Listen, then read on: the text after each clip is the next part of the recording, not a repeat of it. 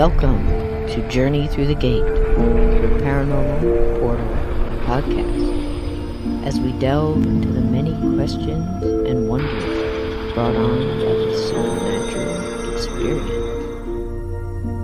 What's on the other side of the gate? Let's find out together.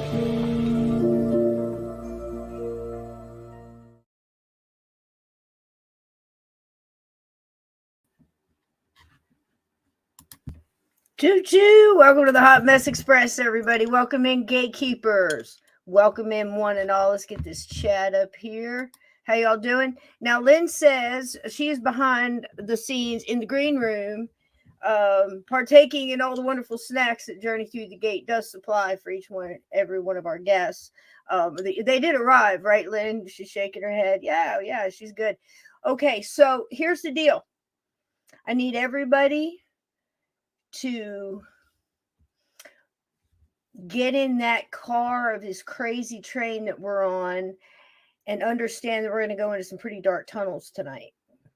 But we can all see the light at the end of the tunnel. Always remember that. First and foremost, right out of the gate. Welcome in, everybody. If you're new here, we have wonderful mods. We have wonderful gatekeepers that will escort you through.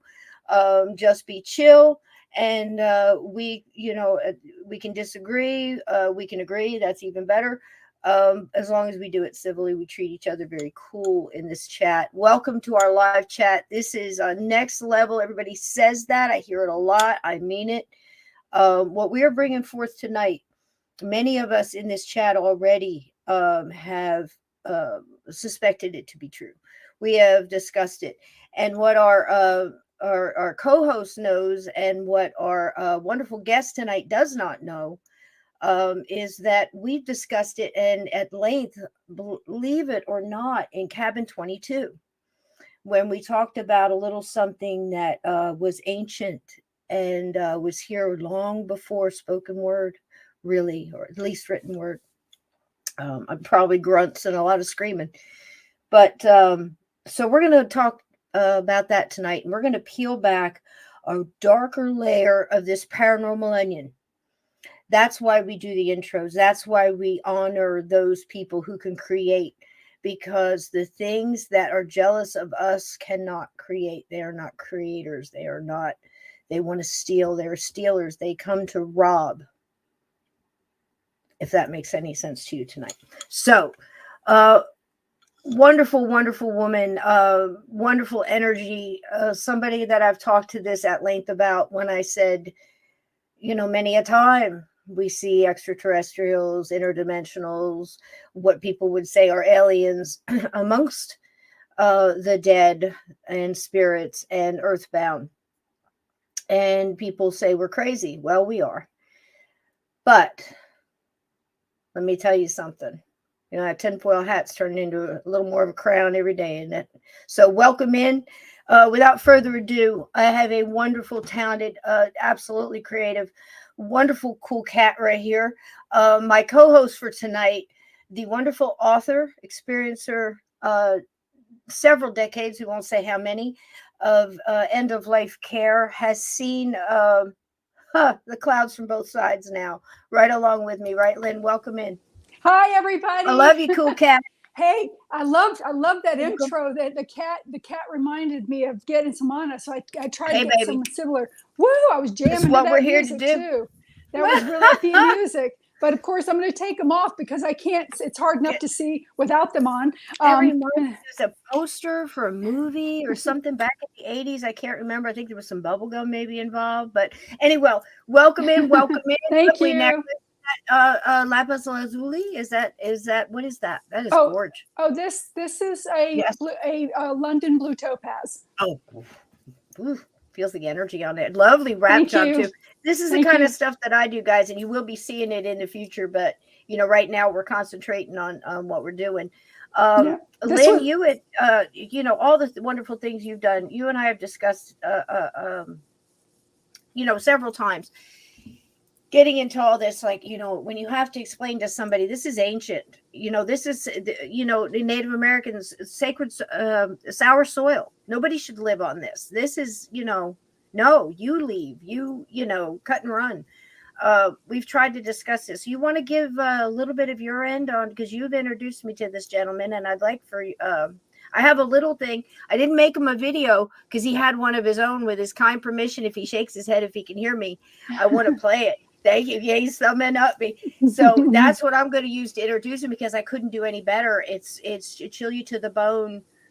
You know, this is next level. You know, this isn't for the you know, lighthearted. It's and the, you know, entry level, just beginning to, you know, to get the idea. This is it. It's all connected, Lynn. It is all connected. And the roots are dark and they run deep, baby. They do. And as the most important thing that Cisco had made mention is that even through this conversation, we can and we need to keep our lights on. So, yeah, because this is going to explain a lot about the opposite side of things and how it works. Nathaniel is absolutely amazing. Mm-hmm. He's had abilities like all of us, ever since he was a child. He also, you know, had religion kind of try to form him in a different direction. And when he got older, he was more curious about what he had seen as a child. So he started to come forward, and this wonderful man, he helps people. This man has got a set, because there aren't very many men that I know that would do what he does. Most of them would run off screaming like little girls. So, you know, he's got a, you know, I don't mean to be vulgar, but he's definitely got a pair. So, you know what I'm saying? I've walked down into dark cellars where, you know, Marines were running out of. Yeah. And my son said, "We're going down." Yeah, let's go. You know, yeah, I get it, man. Nothing but respect. So without further ado, Lynn, with your kind permission, I'm going to just go ahead, if I can. Let me see if I can do that. Oh, here we go. Choo choo, guys. Woo-hoo. Welcome aboard. If I had not told you, this is the Hot Mess Express. So there will be the wrong buttons pushed. We will get there, but you've got to hang on. I suggest wearing a seatbelt. There will be a time where you can get up and walk them, you know, around the cabins, you know, if you want. You want to go to the bar car. So this is our wonderful featured artist. And why do we celebrate artists? This is the wonderful Aaron Kenny. You've listened to a lot of his music. All of what you heard tonight in the intro was from wonderful Aaron here, multi-award winner. But why do we celebrate artists? Because being creative keeps you connected to that part of your soul that is creative, and you know, meditation, and you know, what makes your heart sing. So it's so important to do that. So there's that. There's old Aaron. We thank him so much for the music. And without further ado, a little bit here from our wonderful guest coming in. See if I can get it. I can do it. I can do it. Cross your fingers, guys. Cross those little cloven hooves you got there. Here we go. We got it. And here we go. Woo! I think we got it. The skin that crawls.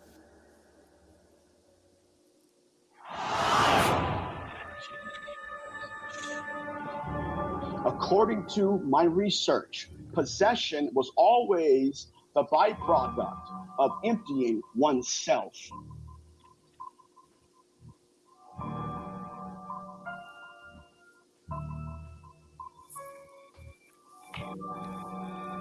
They have been around for a long time.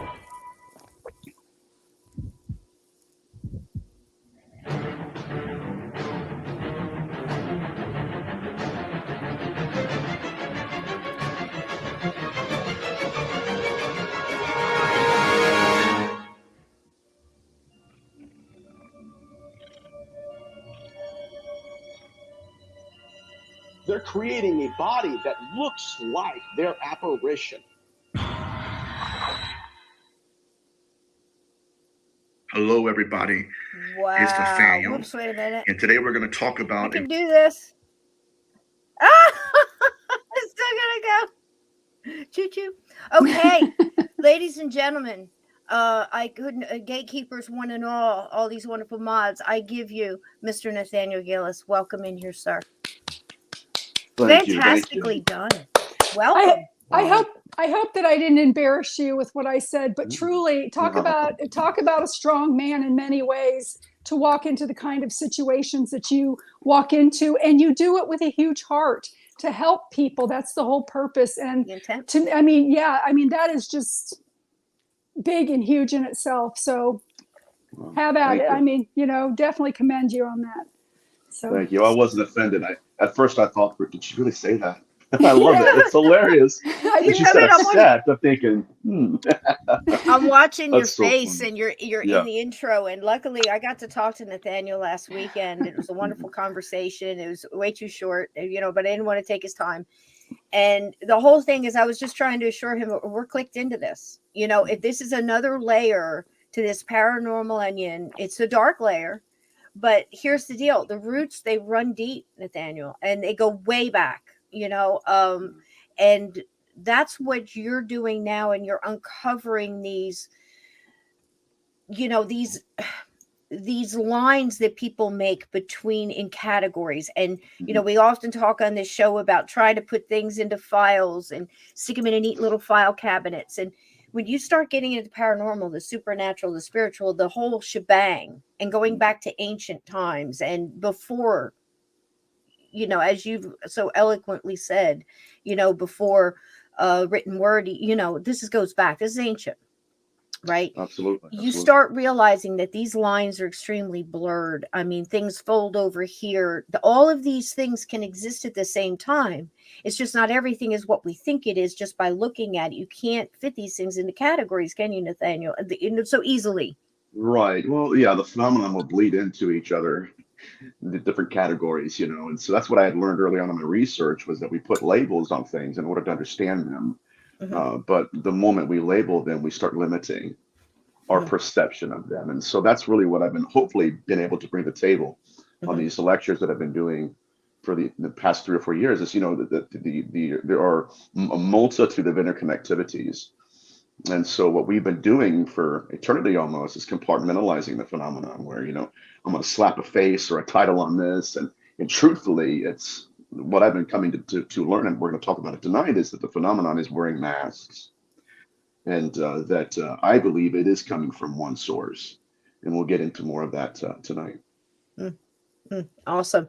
And we often tell people too, a lot of it is, you've spoken about, Barry Taft, and I connected into you when you were talking about finding the human DNA and things in the samples of the fluid at the Hernandez case. We just dug into Hernandez about 2-3 weeks ago. I know, right? And I'm like, okay, we connect there. You may not know too, Mark Nesbitt, similar story. I don't know if you've ever heard, he's 25, 30 decades in Gettysburg battlefield, guide, worked for the National Park Service and got to live in some of these houses as part of gets called, goes in, there's some fluid that just comes up out of nowhere. His wife decides to take it to the Gettysburg College and has it tested, human DNA from a male. Do you see what I'm saying? It's just, it's incredible, but it's happening all over. And I think that the evil is crawling and it is getting definitely fed right now. Tonight I'd love for you to touch on the loosh and, how it's such a parasitic, thing. And really our only defense is to keep our lights on and to keep our, above that line. So please take it away. We have, almost a couple of hours here for you to just open up and explain what all this mess is going on. Well, no pressure. I'm kidding. No, first of all, it's good to see you. We can use pictures. It's cool. Yes, it's good to see you. Oh, and everybody, you're going to want to get your pens and pads up, because he's going to recommend some really excellent reading. You're going to want to write it down. So, absolutely. Well, so this is going to be a new audience for me. So I'm going to go probably. It's going to be unfortunate for you, Len, because we went through this the other day. So, oh well. But there's going to be books I'm going to be referencing this evening. One of them is a Brahma and the Mage, because we're going to be talking about magi and how some of these beings are performing rituals. The other book that I'm going to refer to, and please don't judge me, I've read this book through and through. The top ripped off, all right, but it's called Eros and Evil by Ariel Masters. It's witch era literature. fascinating stuff. You get into what I call it's the sexual pathology of the phenomenon. And then the final events by Nick Redfern. He talks about the Collins elite, which we're going to get into. I don't think we ever covered that one. You know, it's going to be deep. It's going to be profound. But these are going to be the foundational books that I'm going to be referencing tonight. For those who don't know me, I grew up in a haunted house. That was my confrontation with whatever this is that haunts us. And the entity that I encountered was either someone who committed suicide, or it was a being that causes people to commit suicide. And so I can remember being in my room at night and hearing a full-blown conversation going on above my head. And it was absolutely incredible. It was unbelievable. But it was very unique in the sense that the phenomenon had presented itself to me in such a way that it wanted me to hear it. but not enough to where I could understand what they were saying to each other.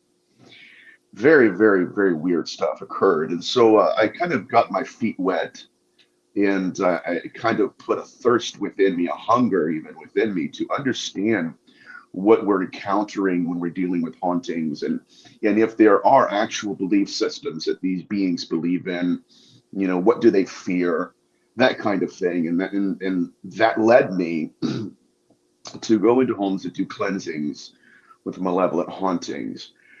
So I don't do them anymore. My main focus now is getting into the data and the literature for two reasons. Number one, it was taking too much out of me. You know, I was unable to create that perfect balance to where, you know, I was giving too much. I wasn't receiving anything. It was just taking a lot out of me. So that's what I've been doing as of late. My position is not very complex. I believe that I do not believe in ETs. I believe that's another fallacy that the phenomenon has masked itself behind. But that's really my introduction to me for all of those who are interested. So more than anything else, what I've been doing as of late is trying to find the interconnectivities between this phenomenon, right? So you have hauntology or hauntings, you have ufology, alien abduction, that kind of thing. And what I've been able to do, thankfully, is basically go through ancient literature, witcher literature, the debug phenomenon of the 16th century, even into modernity today. It's the same phenomenon. They're doing the same things. Occasionally, the phenomenon will update itself. Thank you, Radio Vault. The phenomenon will update itself into a new mask. And my last lecture I did on my show, The Ghost Notes, I talk about how even though the phenomenon will update itself into a new mask or some new identity, there are certain agendas that it will incorporate or reincorporate even into this new step. Right? I wanted to stop you right there for a second. Yeah. Pardon me for interrupting, but no, it's all good. I heard you say that on another interview, and I wanted to ask you, being that, you know, I tried to I'm not a licensed herbalist or anything, but I've taken herbs and Native American stuff, all, you know what I'm saying? This is where my stuff comes from.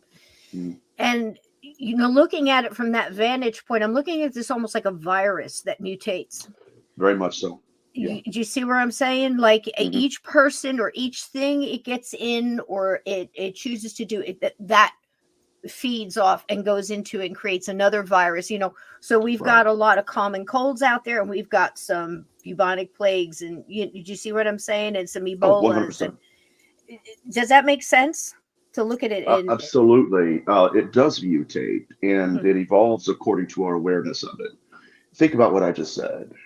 Exactly. Very, very scary, because as soon as we think we've got a hold of its tail, it changes, or at least, you know, and then we're left groping in the darkness again. But what I've been able to do again is sniff out certain behavioral patterns that have never changed. Even though it's mutated, its pathology is the same. Now, it can mask itself as an angel, a demon, a ghost, an alien, all of the above. But what they're doing is the same thing. And you're right, it is a self-replication program.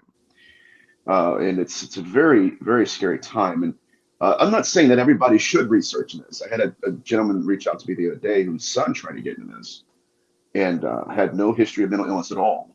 None. And just cracked him.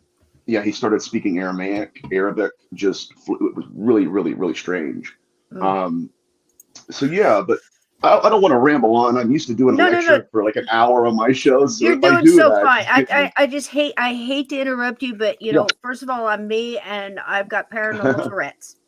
Oh, I it's all can't good. help it, and I just jump in because I'm hearing pieces snap together, Right. and I think it's important to point those out for the chat, as well as the chat's gonna see pieces snap together. And again, we're not saying. I'm saying where I'm at right now is I am of the belief that all of these things are existing at the same time. This is just an evil existence that goes all the way back. Correct. And like he says, mutated and gone on and done other things, mimicking the whole shebang. But you're also describing to me what I call in my book, grinners, Lynn. Yeah. Grinners. Because of the stories you've spoken with looking at someone who had that story with the astral projection. Why I say be careful here, guys, because if you're not in there, who's jumping in, right? So yeah, I know.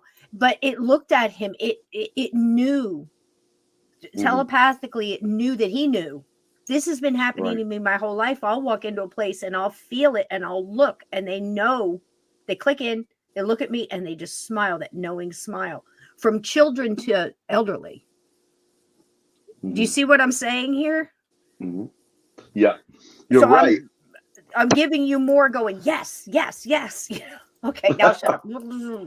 No, it's so fascinating because growing up and studying demonology, my first introduction to the literature came from Bible scholars that my dad flew in from Israel, and so I would sit down with them. It was really, really, really advantageous. I loved it. We're eating Chipotle, and I'm talking to a Bible scholar, Avi Ben Mordecai from Israel. Like, hey, what do you think about this? Really cool stuff. But what I come to find out was that there is an evil that's more evil than what we what we can even imagine. It's like you were talking about. The phenomenon has the ability to, or seemingly has the ability to peel souls out of bodies. With or without our permission. Now, in ancient demonology, we would consider these beings to be dream demons. And you'll see how this phenomenon is still sticking to the plan today in the UFO abduction phenomenon. But the beings would essentially induce someone into a dream state where they're just literally unconscious. And then next thing you know, thank you, Fernand, my friend's watching. Thank you so much. She's watching it from Brazil, so shout out to her, love her to death. Thank you for tuning in. So, the phenomenon, again, will have the ability to peel the soul out of the body. Now, we don't know why. Many cases we don't know why, but at least to my knowledge, it's occurring everywhere. It's occurring to children. It's occurring to adults. I had an identical twin reach out to me one time, and he said that this was happening to him and his brother. And you know how it's kind of the twin thing. I grew up with twins, so I can vouch for this. They know when each other hurts, kind of that kind of thing, And he said, he says we were both being abducted together. And he said one day, he said, next thing I know, he dies. And he said, Nathaniel, what I don't understand is I think, according to what I feel, that he is with them. And so it does appear, at least, to be that whatever we're dealing with exists in what we would consider to be the afterlife, which is a terrifying hypothesis. Because, again, they're not just peeling souls, but again, there are people that we've probably buried that they've taken the soul out of. So, again, I don't want to ramble, but the phenomenon does have that capability. And it's not just that, but when the person does have an out-of-body experience or a near-death experience, they are taught things, which is the strangest thing ever. I mean, they're taught how to fly ships. They're taught doctrine. Think about that. And I say that word specific, doctrine. And then they're placed back in their body, and then they have this cognitive dissonance because their consciousness wants to remember something that their brain has no understanding of, because it wasn't the brain, right? It was their soul that was educated. So whatever we're dealing with, it's there she is. It's a very troubling aspect, and the more we get into the data, it's just It's really interesting, but it'll freak people out tonight, and that's not my intention. But the data has that ability. Lynn, please go ahead. I'm sorry. It's important for people to hear. Everybody's kind of in their own little bubble, and so a lot of times their heads are in the sand. And really, with all of these things going on, with things being created in labs, okay, and things like that are going on, and not only that, I heard a speaker on a program last night that was talking about the lines in the sky from the jets, that they're just covering us with chemicals and things like that. And they've tested rain in different areas, and they've found graphite and all kinds of different chemicals in it. So, I mean, there's some evil stuff going on. So people really do kind of need to get out of their comfort zone a little bit and get this, because it may help them. I mean, I'm sure it'll help them in the long run to have a better understanding. Absolutely. I think, and that's what I've been telling people, that we have to grow out of the dogma and grow into the data at all costs, because that's our only hope in understanding this phenomenon. And, because if it mutates one more time or it evolves, and we don't even have step 1 down, they're on step 3 or 4, we lose hope in our efforts to understand what's going on. But there is a great danger with astral travel, because I want to highlight that real quick. It's something I don't even think we talked about, Len, but astral travel, it opens you up to a whole new dimension and a whole new species of beings. I was working with a therapist who he was telling me about how he had taken, I think it was LSD, and he had left his body. And he said when he left his body, he looked, and there was something akin to larva that had wrapped itself around him. Kit Green just recently came out. I think it was in one of his books. He talks about how he was working with the Monroe Institute, trying to project himself and step out of his body. And the first time he did, he was met with a grinning entity that stared into his eyes and intimidated him back into his body. I was telling Lynn about this the other day, that I had a case where a gentleman's father was a renowned remote viewer. What a haunting case here. The implications are horrific, but and he would go in and out of his body, and he would get meetings with his guides. They would give him information. Then he would go and call local politicians and celebrities and give them words of knowledge or prophecies, and they would come to pass. And then one night he did that, and he realized that they were not his guides at all, that he had been hoodwinked. And out of body, they reversed their apparitions to something that looked inhuman. And then when he slammed back into his body, the beings had carved from the inside of his skin to the outside subdermal markings, which they were, one was an Egyptian hieroglyphic, the other one was a Star of David. And this happened many times that day. I mean, and I'll show you guys pictures later on in the show, or if not, I'll just probably message you guys later afterwards. But so whatever these beings are doing, they're operating according to their own belief system, their own versions of morality. And they're playing by different rules than what modern and even ancient demonology even comprehended. It's deeper. It's deeper. And I think that right now, as a field of researchers and even experiencers, what we're trying to do is hopefully understand these rules. There it is, right there, the rules. Like, who's got the rule book and, the stuff that works. And you mentioned earlier, too, that core thing. It seems to be everything is thrown off by that light and that self-empowerment of, like, the no, the get out, the not here, not in my square foot of real estate, not everything seems to react at least to that. I mean, even Native American, I don't know how much into the Native American lore and stuff that you've got, but it's fascinating if you get into all the tribal, right, Lynn?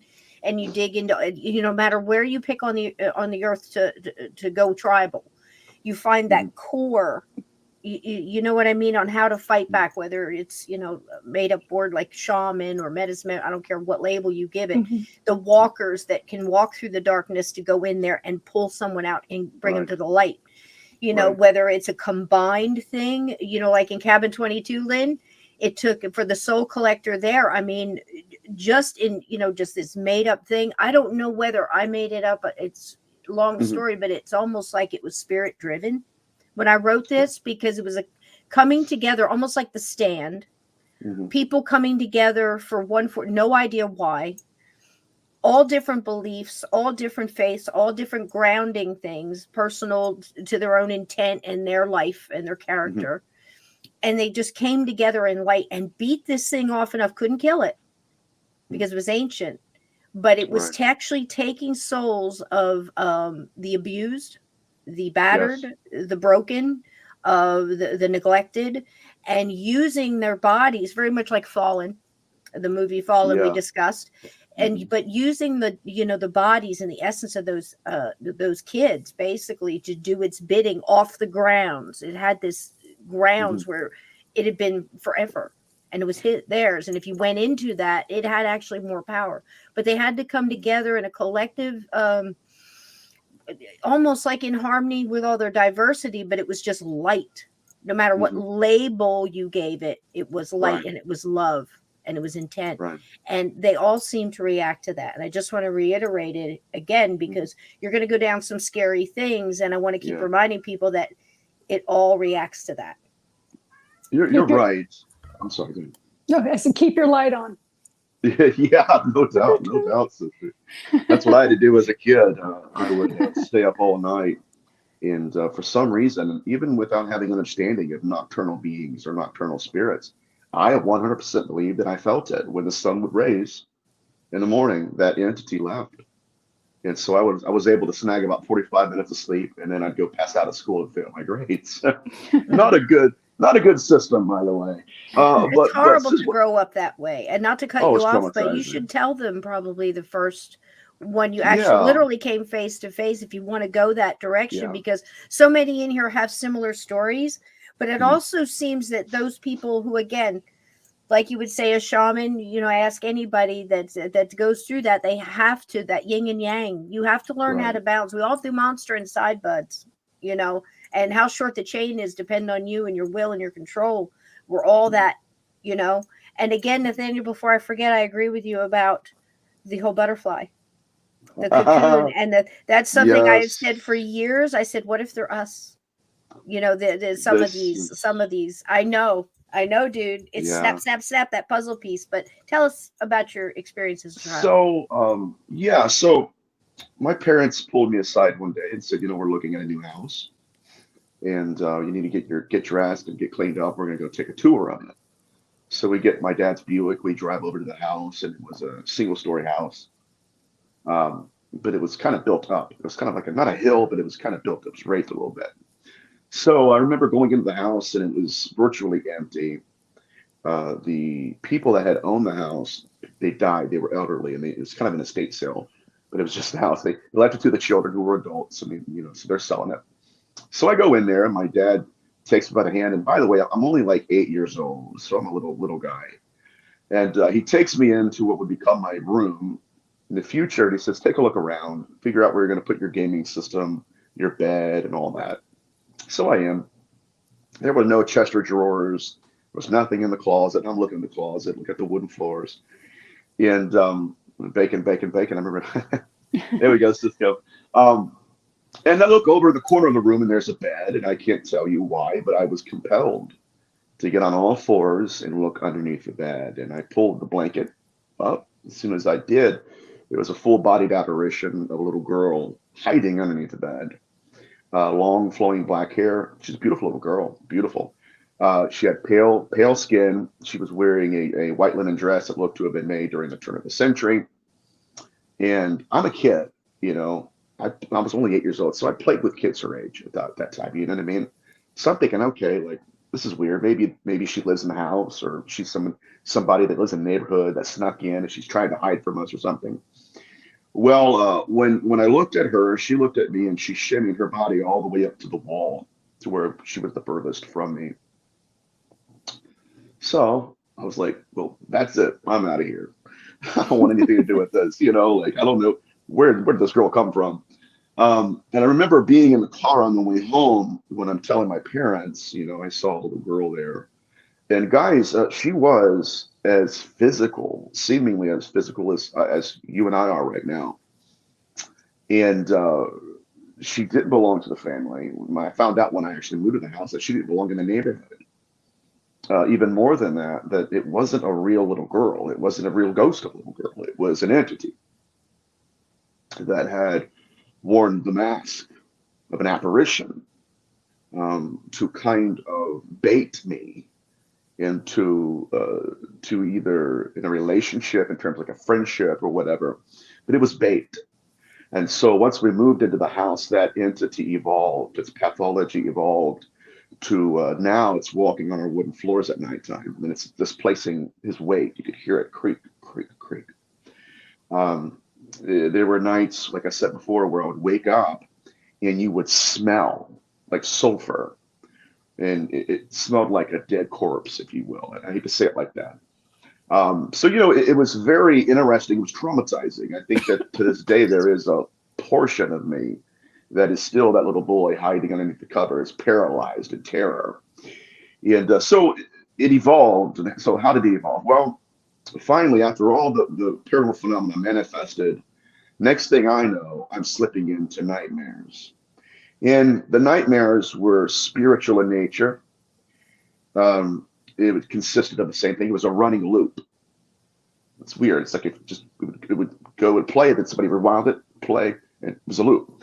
And it consisted of me walking into a park, and there were two young men sitting on a picnic table with their backs turned towards me. And I want to make sure everybody understands this. This is incredible, I'm about to tell you. Because as an 8-year-old, I have no reference to drug addiction. Zilch. I didn't even know what marijuana was. My neighbor across the street smoked it. I thought it was I didn't know what it was, So, but anyways, one of the kids, the reason I said one of the kids on the right, he was about 16. He had a needle in his arm. And I'm approaching him and I'm wondering, I can still remember this day thinking, what's he doing? Why is he giving himself a shot? I hate shots, right? I'm a kid. I'm like, ooh, that hurts. Why is he doing that? Well, we all know what he was doing. And his friend to the left of him, he's the one that turns around, makes eye contact with me, pulls out a black .357 Magnum, puts it in his mouth, pulls the trigger. Bam, I'm awake. And I'm shivering underneath the covers. And the spirit of fear was supernatural. It was so present, you could almost cut it with a knife. There were nights when I would wake up from the nightmare and that entity would ball itself up into a dark cloud and it would just hover in the corner of the room. And so what I had to do, even if it was against my own will, I had to form a coping mechanism. Because when I was in the shower, it was there. When I'm eating dinner, it was there. When I'm in bed, it was there. One time I spent the night at a friend's house between church services on a Sunday. And I'm in his bed. We're kids. So I'm in his bed. He's in bed with his mother. And we're sleeping. And all of a sudden, I could hear this thing walking up the stairs. Creak, creak. And it was very, very, very scary. Just terrifying for me as a kid. Anyways, my point here, though, is the coping mechanism that I had created was, number one, I realized that this being was parasitic, but it was sending me thoughts. And thoughts that were very dark and sinister, thoughts that I would have never thought. I was a kid. And they were thoughts of suicidal ideations. And so what I learned was that it was sending me thoughts to see if I agreed with them. Mm-hmm. So in other words, and I've employed this and it's helped a lot of people. In other words, it would send a thought, you're not worth it. Your family doesn't love you. And then it would see if you agree with it. And if you agree with it, it builds power. Yep. And sooner or later, this is the beginning stages of possession, because now it's not enough for it to send thoughts for you. It wants to think for you, to the point that there will be a time when it'll send you a thought and you will think you came up with it. It's my thought. I want to do this. And then it's total possession. It will act. So one thing that I employed was that these are not my thoughts. And they're not his thoughts for me, which was powerful. And so, you know, that's really where I went through. Say that again, Nathaniel. These are not my thoughts. These are not my thoughts, and they're not his thoughts for me. It broke the back of that entity to the point where now it wasn't so much fear. I was fascinated, because now it was like I have my license back. I have my autonomy back. And now when it would try to feed on me, I would turn it back on itself, and I would try to understand it. Where is this fear coming from? And I realized it was a fabricated fear. And it was just, you know, it's a parasitic entity. But that was my introduction to the field. And that's what really gave me the desire to want to know their behavioral patterns, their pathologies, and what it was doing, you know. Excuse me. So I don't know what it was. I like I said, I believe it was somebody who either committed suicide, or it was somebody, an entity that causes people to. Right. And since then, I'll finish with this real quick. Since then, I've been able to counsel people. Like I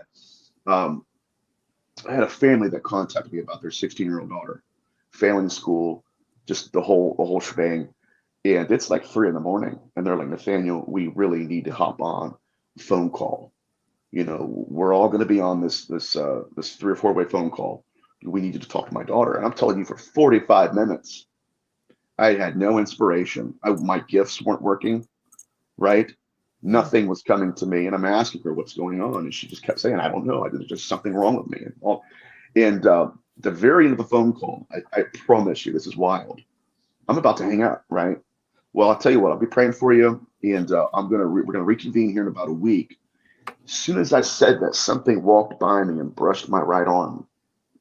Instantly. It's suicide, isn't it? When I said that, she just bawled her eyes out. It is.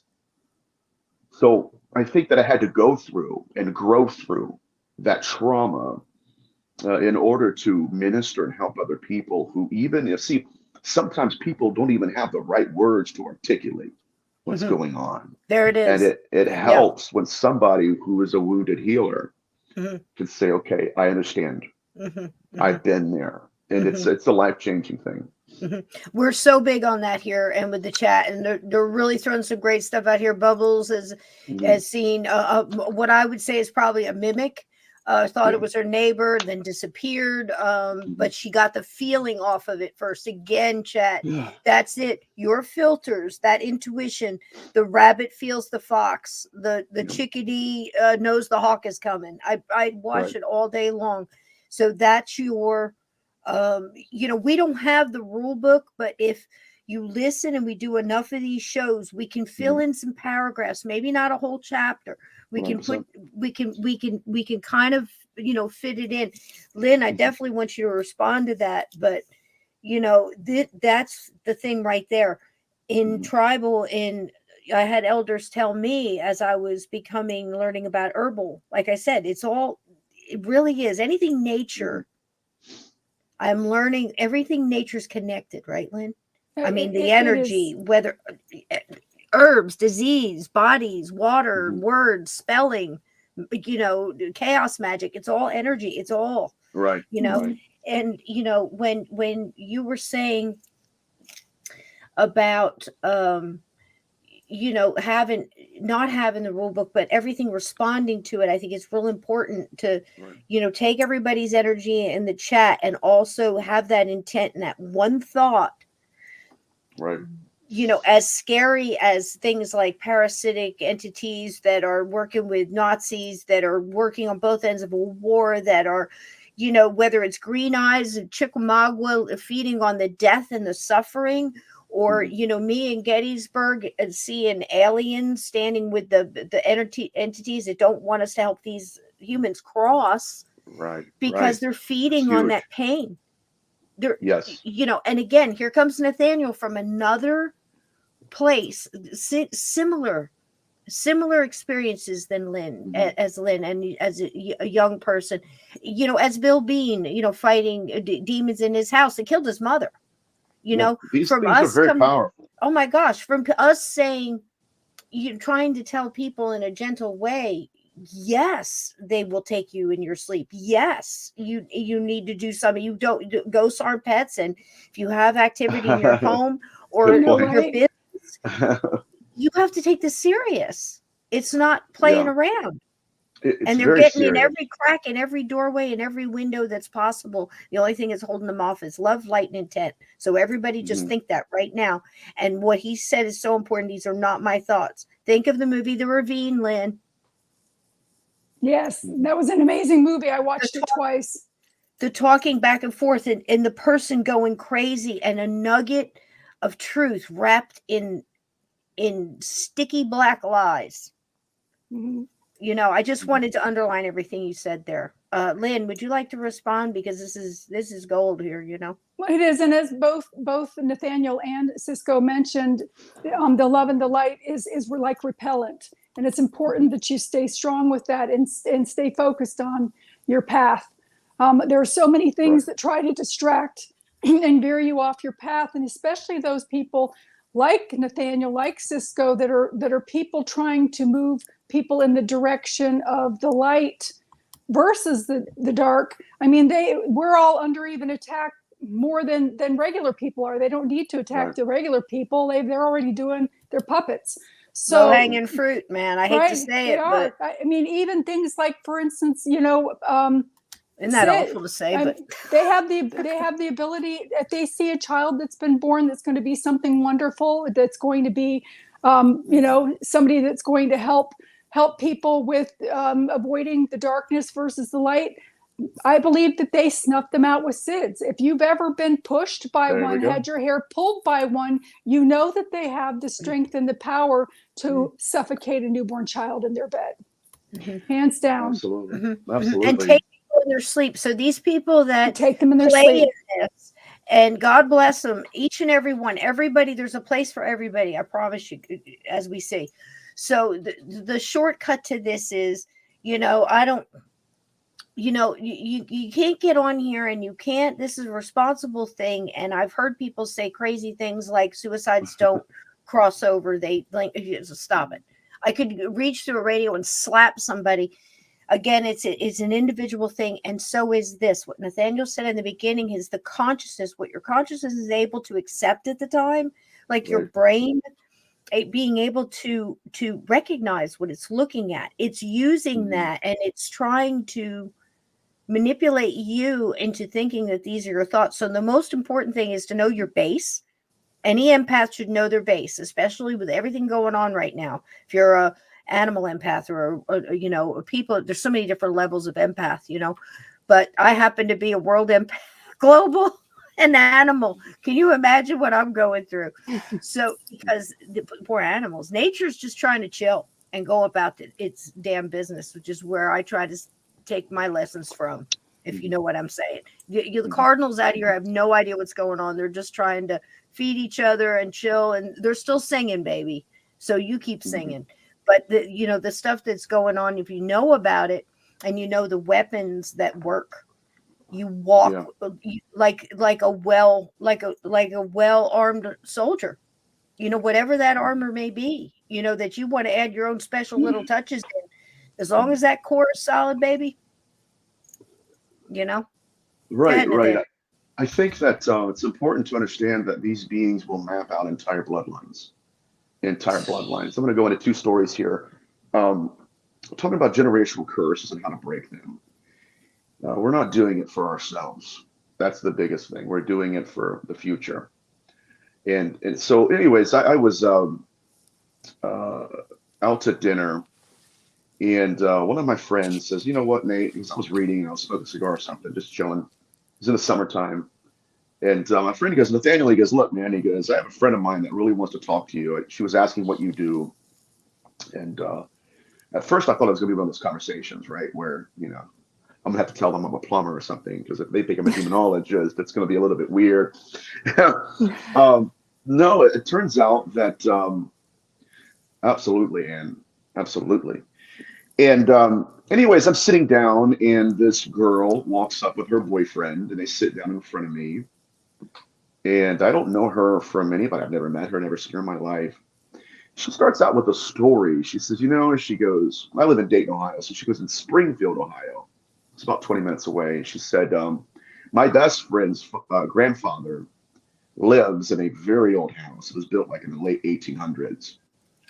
And she said, my best friend lives with him, and they are experiencing a very violent haunting.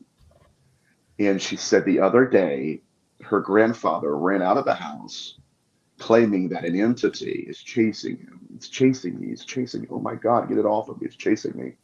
He ended up having a massive heart attack and passed away in the lawn. And she said, now my best friend doesn't want to return to the house because she thinks that it killed her grandfather. She's like, so I don't know what to do. As I'm talking to her, in my second sight, I see this black cloud. Just looking at it, black cloud descend down upon her. I said, I do believe there's a grandfather involved with this. And I do believe there's a young woman that needs help.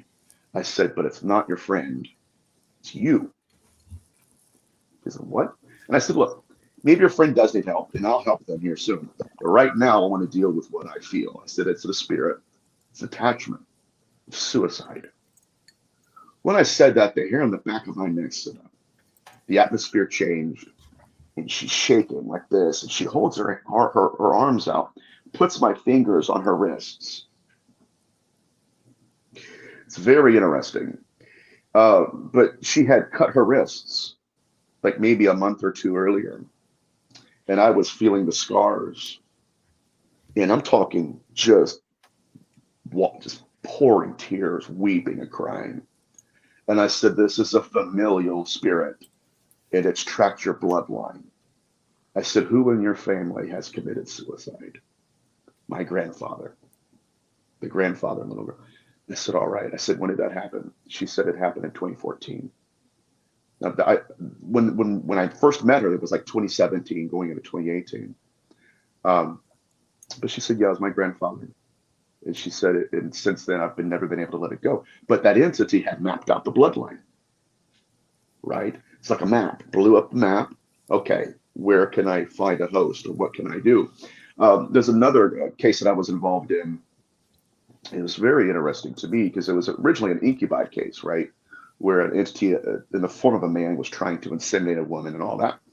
Well, I'm in the kitchen, and in my second sight, I see a blonde-headed boy walk by. His name was Aaron. I had to look at the couple. I said, you guys know this little kid? No, I don't. I said, all right. So I've learned, just put it in my backlog. Later on, maybe I'll pull it out, and we'll see what we can do. So anyways, I'm at a restaurant. And sitting at the bar. It was like a chicken joint. I love chicken wings. It was a chicken wing joint, kind of a sports bar thing. Me. I yeah. love them too. And one of the waitresses is walking, and she's off the clock, but she's still in uniform. She's walking and sitting next to each person that's at the bar, talking to them for like 10, 15 minutes. I kept thinking, what is she doing? What's going on? It's very strange. Anyway, she gets next to me, and she's talking to me, hi, so I'm Nate, and all that stuff. And I go into this number. I said, she starts crying. That's what it was. She starts crying. I said, what are you crying about? She goes, I got a lot going on in my life. I said, it's addiction. Well, how'd you know that? I don't know. I just know it's addiction. It's an attachment of addiction. And as a matter of fact, I said the other day, I was in the house. I told a story. I said, do you know of a little boy with blonde hair named Aaron? Started crying again. She said, yeah. She said, Aaron was my older brother. He overdosed and died. She said, but when I was pregnant, I gave birth to a little boy that is the spitting image of my older brother. And so I named him Aaron. He's got blonde hair. When I said that, God help us, man, I'm getting passionate. I instantly saw 3 or 4 deceased people. And I said, this is a familiar spirit, and it's taken about 4 or 5 of your family members from the same drug. And I said, it's time for you to break it. You've got to break it off. It was mapping the bloodline going down. And so the easiest way to do that is to be the front runner, to make different decisions, because these spirits are not just centered around your existence. you are the mortal portal, the one that could give them permission to stalk and to hunt and harvest. And so, but it was So important, people. Listen to that. right. That is so, so important, because here, when I started the show years and years ago, radio shows and stuff like that, I talked about bloodlines. I talked about attachment bloodlines that run your blood. I was all against all this 23andMe stuff. I said, I'm telling you, people, listen to me. Mama Gum speaks truth. It's, the DNA, it doesn't matter. It's who's gathering it. And do you see what I mean? And you're offering it. It's also a permission. You're signing papers. If you look at everything as a manipulation of energy to achieve your energy, because I can tell you, as powerful as sage being gifted thrice, if it's giving the sage more power because of the intent and the gifting and the giving, how much do you think your signature, your you're opening the door and welcoming, inviting in, Right. and who did it? So you have to go back and you have to cut the cords. You have to cleanse the whole bloodline. I was actually on a combined thing, which is where I got the idea of bringing all the diversity together for one intent. Nobody stopped Nathaniel and said, "Are you a Buddhist? Are you Native American? What tribe are you?" Nobody asked, are you doing hoodoo, voodoo? What do you do? What's going on? Everybody just gathered to help one stranger that we didn't know, because we were trying to cut a bloodline curse of attachments, right? That had gone back generations.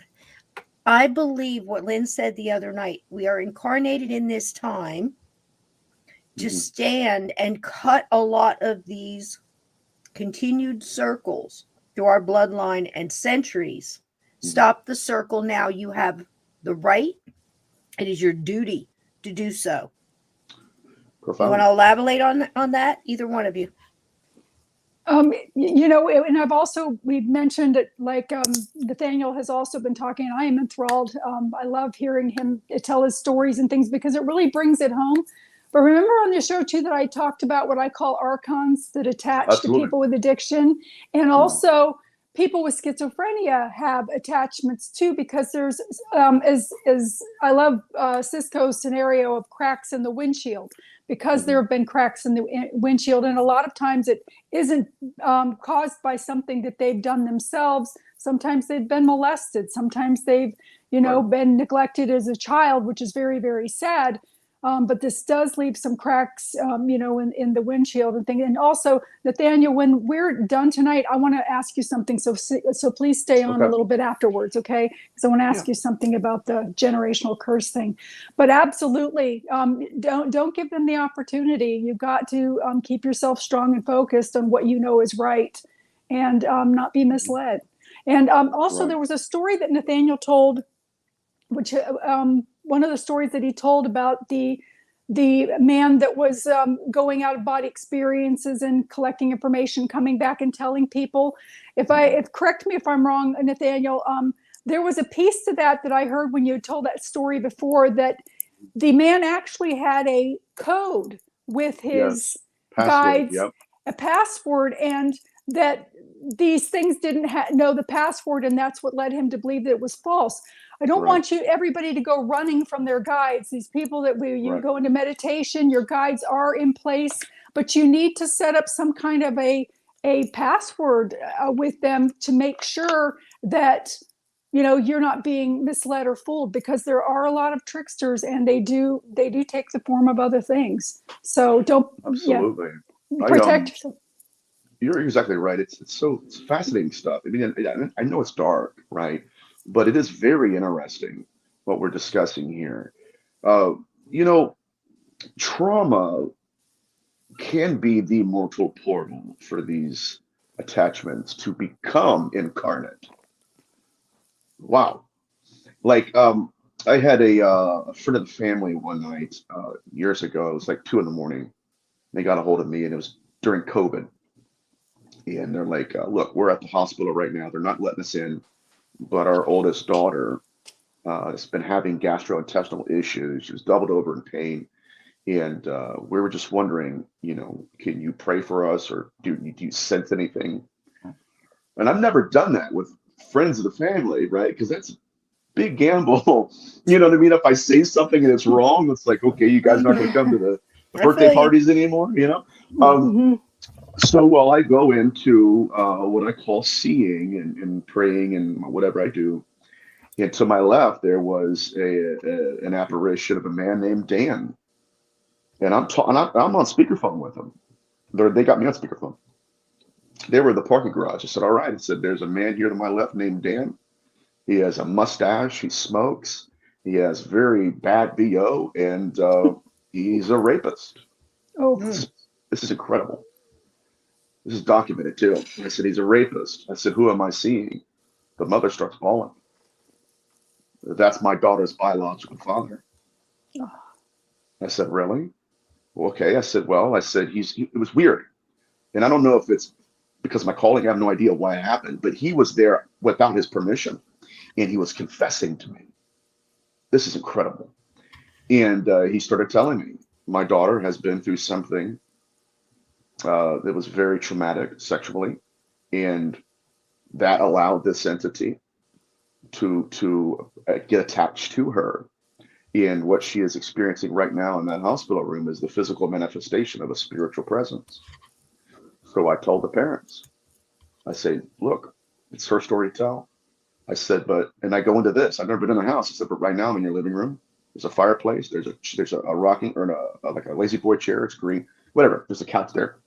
I said, when you guys get time, sit her down and ask her, is there something that you really want to tell us about that happened to you in the last 2 or 3 years that's devastated you?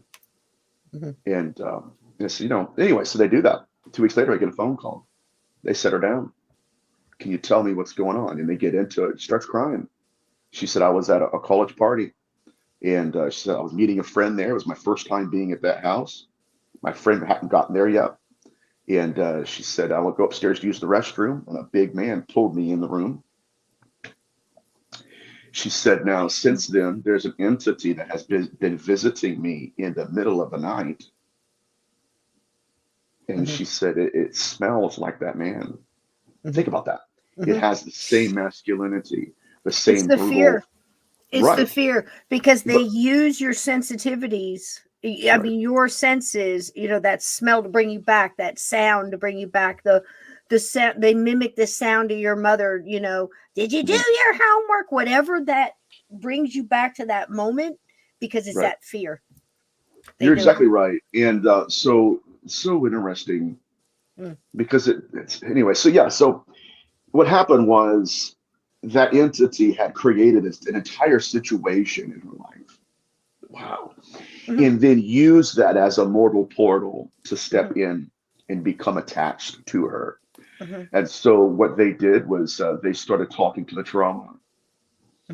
And the more healing she received from that emotional traumatic event, the less power that entity had over her. So there are entire populations out there of people, especially women, who have been bruised and battered, abandoned by men or fathers or families.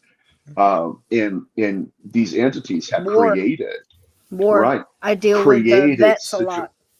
Right, created situations around them just to step in and to afflict them. And so the number one thing again is they got her help with the trauma, and that entity left because number one, it got snuffed out, right? We got you. We know you now. Which was incredible. But it's all about it is. And it's also ties in with everything that you've said. Again, I'm seeing patterns. I'm seeing this. I often say our lives are, not so much written out. You can get into all kind of esoteric stuff about, fate and, destiny and all that.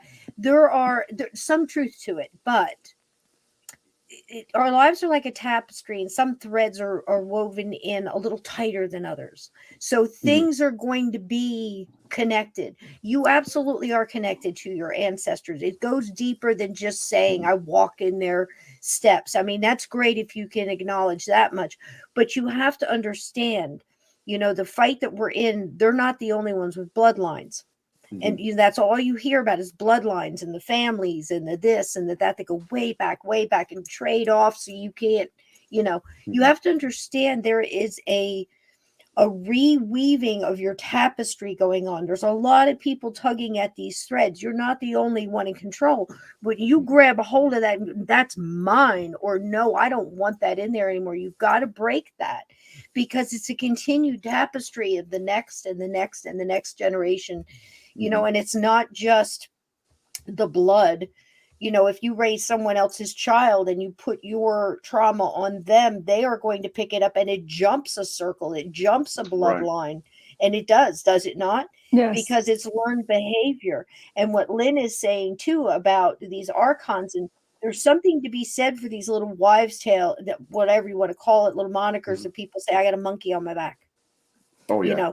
All of these things stem from truth.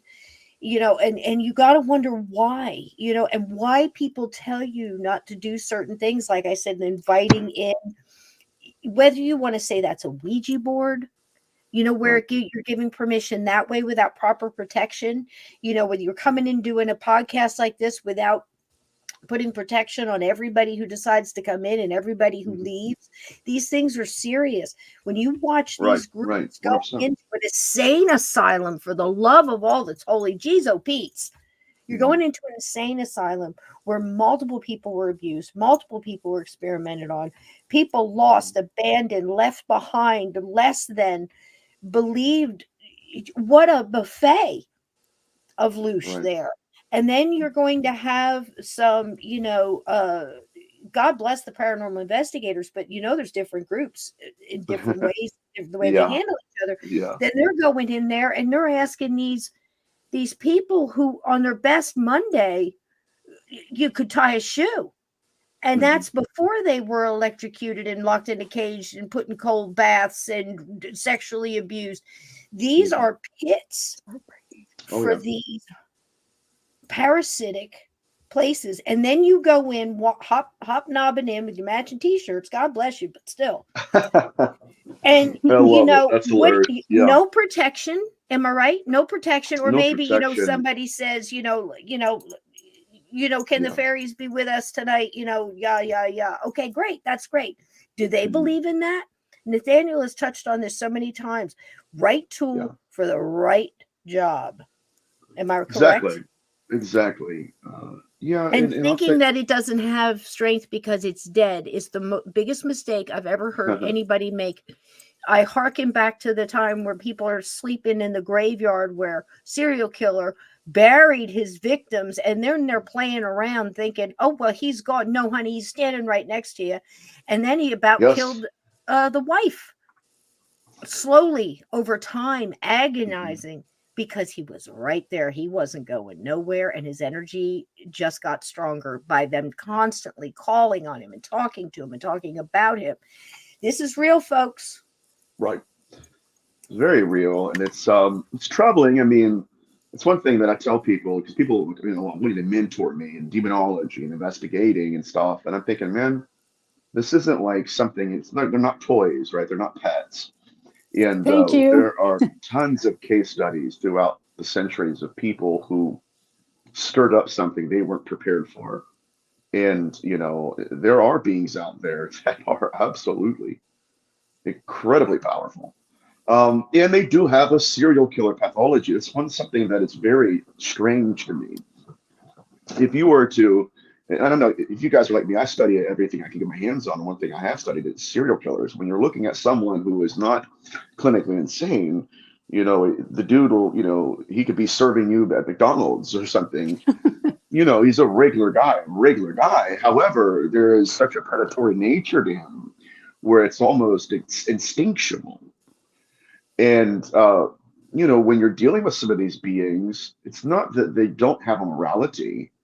We don't know, but all we do know is that they're operating on some kind of different level. It's like the Zodiac killer who went around, and I think he killed 5 or 6 people. And once they finally cracked the code, he said, the reason I didn't kill more is because I didn't need more. They said, what do you mean? And they started reading the code again and interpreting it. And he said, I was creating ghosts because they will become my slaves in the afterlife. Who told him that? That's not something you can read out of a book, This is right? this That's right. is this is good. And Yeah. again, Lynn, a mutual friend, Al, was a postman during the Son of Sam, and Al the story. Sandariga. Mm-hmm. We got to get Al on here, and you got to talk. But anyway, he stumbled into something, and I can't tell it as good as he did. But there was actually some rituals going on. I mean, cloaks and the whole shebang going on in the parking garage. And he was a postman delivering, and it's a long story short. Anyway, the postman before him went missing, was found hung on a tree, had been coming into to the post what do you call those, the little section, little station, whatever, they have them all over New Post York. office. Yeah. And so he goes in there and he's complaining. He goes, "You don't understand. I walked in on something, and now all of a sudden I feel like someone's following me, and I'm seeing this." Oh yeah. And a cat comes up and speaks to him. The voice comes from the cat, a cat. Mhm. Okay, Yeah. again, I'm thinking Fallen and all this other, Mhm. so many people laugh at this. This stuff happens. And it's warning him, back off, and he keeps stumbling into this stuff. Bad things happen. He winds up hanging from the tree with his mail undelivered, at his feet. So, I mean, this all went around. There was so much like this going on when the whole Son of Sam killer, the one who said that his dog told a guy across the street to kill. Do you remember this? Right. And again, we're laughing at these things like the DeFeo case, and we tore apart the Amityville here. And I mean, 4 3-hour episodes. I'm doing it, so you can imagine. So, I mean, we dug and dug. I didn't know there had been exorcisms in that house before the DeFeos ever moved in. And everybody's always fake. Yeah, the book might have been fake, but there's something going on in the house. And again, we throw this stuff away with animals being taken over, and these jumpers that go in and take these weaker people to jump in, dive in. I call them jumpers for the quickie in and out. It could be human, whatever. But when entities that are ancient do it, honey, they got all the time in the world. And that's what he means by following families. You're going in and out and losing your memory and doing what you're doing and, reincarnate and incarnate. And it's been there the whole time, like that damn Sympathy for the Devil song. Right. And it's evolving. It's evolving with us. Mm-hmm. And yeah, it's really interesting stuff. Something that I think I mentioned on Lynn's show the other day was that, again, when we're dealing, I might watch Fallen tonight, by the way. But when we're dealing with these beings, they do carry some kind of victimology of a serial killer. Father Sinistro of Amino was a Franciscan priest, and he had been dealing with a family who the mother was being afflicted by a being who was trying to inseminate her. They were collecting biological samples left by the entity. And they thought that it came from a dead man, which is... And moving forward, the woman had died like maybe 2 or 3 years after they originally worked together. And the husband sent Sinistro a letter saying, "Hey, we would like you to perform the autopsy. We have other doctors doing it, but we would like you to be present." And so while they're looking at the body, they peeled back her. Oh, what's up, Conflict? Heck yeah. Love that guy. Anyways, they peeled back her eyelids and found the entity had carved his symbols underneath her eyelids. Why? Right? We've got to think about that. Why? It's not like, it does speak of, it was marking that body for himself. And so if other beings perhaps came to that body in the grave and they saw, this is a branding aspect of it, that if this body belongs to this entity. These things, they're incredibly intelligent. And what I realized just early on in my career is that, getting into Krishna demonology, it's very limited. I mean, look at what we're dealing with. We're dealing with descriptions of entities, right? Descriptions, not real definitions. It's just like what a spirit is. What is a spirit? How can you measure? How can you quantify what a spirit is? And so once I got into Krishna demonology, I got into Jewish demonology with the debug phenomenon, and which is essentially the incubi.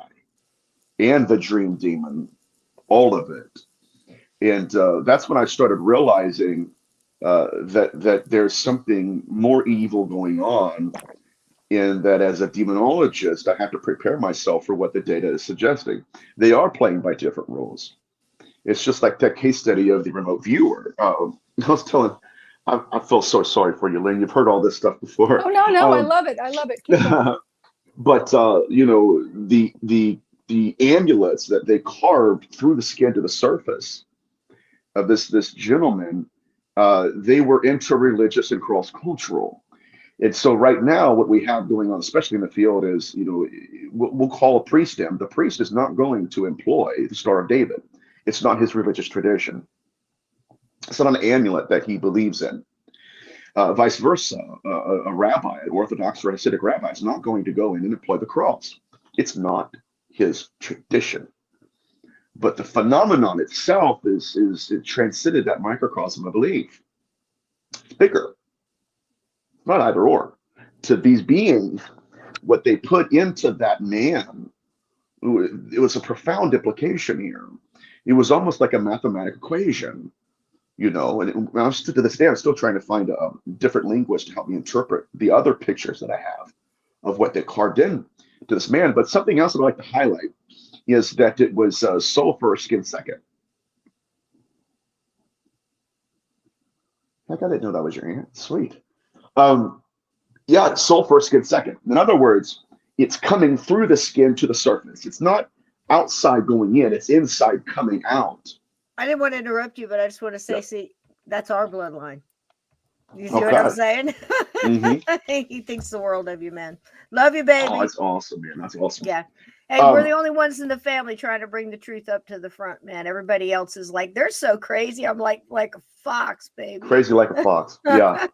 People tell me that all the time. You're crazy. I'm like, whatever.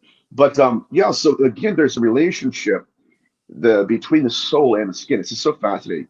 This is why when you have malevolent hauntings, a lot of the time, especially with orbology, an orb will come in and go through the body, and there will be a burning sensation. And next thing you know, there will be a subdermal scarification underneath the skin and moves it to the surface. It's phenomenal. It's fascinating. So it also goes back into the fact that when we are in malevolent hauntings, that these beings are not just necessarily attacking our flesh, they're attacking our soul, which would imply that they're in the soulish dimension when they want to be. But yeah, so that's when I really started stretching my legs and getting into this data. These beings, you see, okay, Catholicism would like us to believe that all of these beings want to do is kill us all. Okay, and I studied that for a while, and I thought that can't be possible. Like, I mean, some of them maybe, but to them, we are like cattle. Doesn't mean they're not a threat. Doesn't mean we're not a threat to cattle. We need them to breed. We want them to breed, but it's not in, it's in their best interest, in other words. So yeah, so some of these beings have their own belief systems, they have their own ideologies, they have their own language preference. And right now, according to my data, what they are trying to do, many of them are disembodied. We talked about that, Lynn. And what they're trying to do is create new bodies for themselves. And we can get into that, but I don't want to ramble. Well, oh my gosh. I'm sorry, go ahead. You were in a car wreck? Michael, what's going on? Are you okay, baby? No, he did. My nephew just. I'm sorry. Shit. Wow. Oh, he's got to be okay. He's here. You good, baby? Hopefully he is. All right. Healing energy to Mike. We'll send it in, baby. Just claim it as your own. It's a powerful chat. Send it. Whatever name you want to put on it. It's just love energy. Send it that way. Thank you so much. Okay. He's all good. See how quick that worked? Good. I'm glad he's okay. Go ahead. Please continue. I'm sorry, Lynn. What I was going to say to Nathaniel is I love hearing what you're saying again, because even though we were on a show together recently, it's like watching a movie for the second time, and all of the other details that you can pick out that maybe because you were focused on something you missed. So I'm very, very, very, very happy with hearing all of this. And, when you were talking about the cattle thing, one thing that you had mentioned before too is they would be stupid. to kill us off completely, because Right. like with cattle, beautiful analogy with the cattle, we don't want to kill cattle off because we need them. Right. we need them to supply us food. So yes, and something I've learned too is that they like to be recognized, but they don't like to be exposed.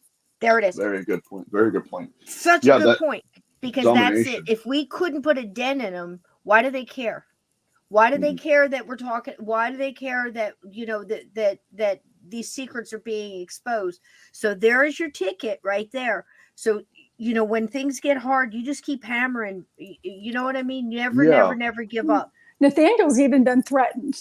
Yeah. So I was going to talk about that. Yeah. Go ahead. If you get to let's talk to Dr. Barry Fitzgerald about this. He said, "Look, man," he goes, "don't shine so bright that they see you." There have been certain researchers like myself that have gotten a little bit too close. When that veil thins enough to where you start seeing things that are going on, and okay, I'm going to talk about that. I had 2 different people. I'm assuming they're 2 different people, but there were 2 different emails, 2 different email addresses, different names. They each said they had watched 2 different shows of mine, and that their guides told them to tell me that they'll be waiting for me when I die. Not a good email to receive. I kind of shut everything down. I was like, dude, I got to get out of here. I'm clocking out. But yeah. So again, what we're dealing with, and I want to get into this very important research here. At least some of these beings were described in the Bible as watchers, and most evangelical researchers, they use kind of this Western contextual interpretation of watchers, and they kind of classify them as just angels, right? They're just angels. And it's not really true.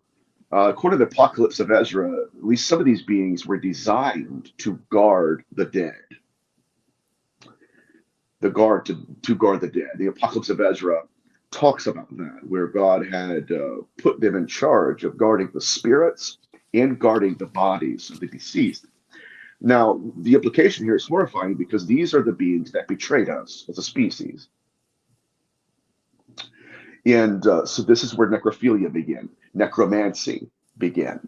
This is where we get the vampirology with Montague Summers talking about these beings were in graveyards. Why? It was their job.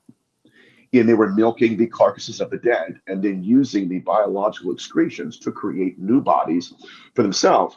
But now we're getting really deep into the data here. So everybody, put your seatbelt on. But this is, again, when we're looking at the interlapping mythologies here, we have the incubi and the succubi. Incubi, classically speaking, is an entity that appears to a woman in the image of a man. It's designed to inseminate her. Now, as a succubus, it's another entity. It'll go to a man and then harvest the excretions. Now, in demonology, for the longest period of time, we thought that they were, we had questions. We didn't know if it was one entity that was going to a woman as a man and then going to a man as a woman. But what we realized was that these were just programs. That it was a program that these beings were employing, where it will mimic, it will replicate someone that the woman has been intimate with. I had a case in India where the entity had it evolved in its pathology. It started out manifesting to her in the images of every boyfriend she'd ever been intimate with. And unique enough, the first couple of young men didn't wear protection. Now, I know we got to talk about this, but the reason they appeared to her in that image first is because it was increasing the probability of insemination. Look how sinister these things are. I had a case study. I did a show, Strange Recon. So important. I just want to say this again. This is so important to understand, ladies and gents. Mm-hmm. Lynn is going to back me up on this. Everybody ever decided to have sex with, it's a part of you now. It's a little bit of that is in your DNA. Mm-hmm. Now, again, I talked to Nathaniel also about a little bit about DNA, and I honestly believe that our DNA has been altered and messed with for millennia, and that we are just mere fractions of what we could be. But I think we still have that connection to where we can, come back to it. And I think these things know it. So that's another tool to put in your toolbox about, I know who I am. You can't tell me. Do you see what I mean? And you can also ask your guides for help, and your loved ones, ancestors, anybody you've ever been connected with, to stand around you as well as a filter to give you a little breath to come back. But again, it's not a weakness. It's just a recharge, if you know what I'm saying, if that makes sense. Go ahead. Yeah. So the idea, okay, so again, we have the succubus, the incubus. And I had one lady, that's what I was going to tell you. I was doing a show with Strange Recon. It's a ufology show. I mean, it's paranormal to a degree, but it was mainly centered around UFOs and stuff. But she had followed my research and my work, and so she chimes in and reaches out to the host and says, "Look, I know Nathaniel's coming on. I need to tell him my story." She said that she was in bed one night. She goes into a dream state, and she sees what appears to be her husband walking up to the side of the bed. Well, they were intimate. Afterwards, she's looking at her husband, and he just grins at her, and she realizes that there were certain facial features. You know, I've been together with this guy for 20, 30 years. I know him in and out, right? He's my hubby. She realizes that this was a mask. It was a mimic. And she realized, oh my God, I've been taken advantage of. This was a program. It had manipulated me. And then it dissipated. She said he grinned, he kind of laughed, and then he turned into a smoke and flew out into the hallway. Now, in classic demonology and demonological texts, we knew these beings as incubi and succubi, but Montague Summers knew these beings as vampires, where in his writings and also Sinistraris, they record witness testimony of these same entities hovering over recently deceased men, reanimating the body, harvesting the excretions, bodily fluids, and then going to a woman who's alive and using that to create a hybrid child. Now, I want to hit this on the head. I'm not going to mention any names because I'm not that guy. There's a pervasive movement in the field that wants to romanticize trauma in a way where we remove the rights of women and we claim that, okay, they weren't really taken advantage of by these beings. Not the case. What I'm dealing with right here are hybridizations and hybrid mothers. And one thing that I've been trying to convince them, many of them, is this: that was a form of rape.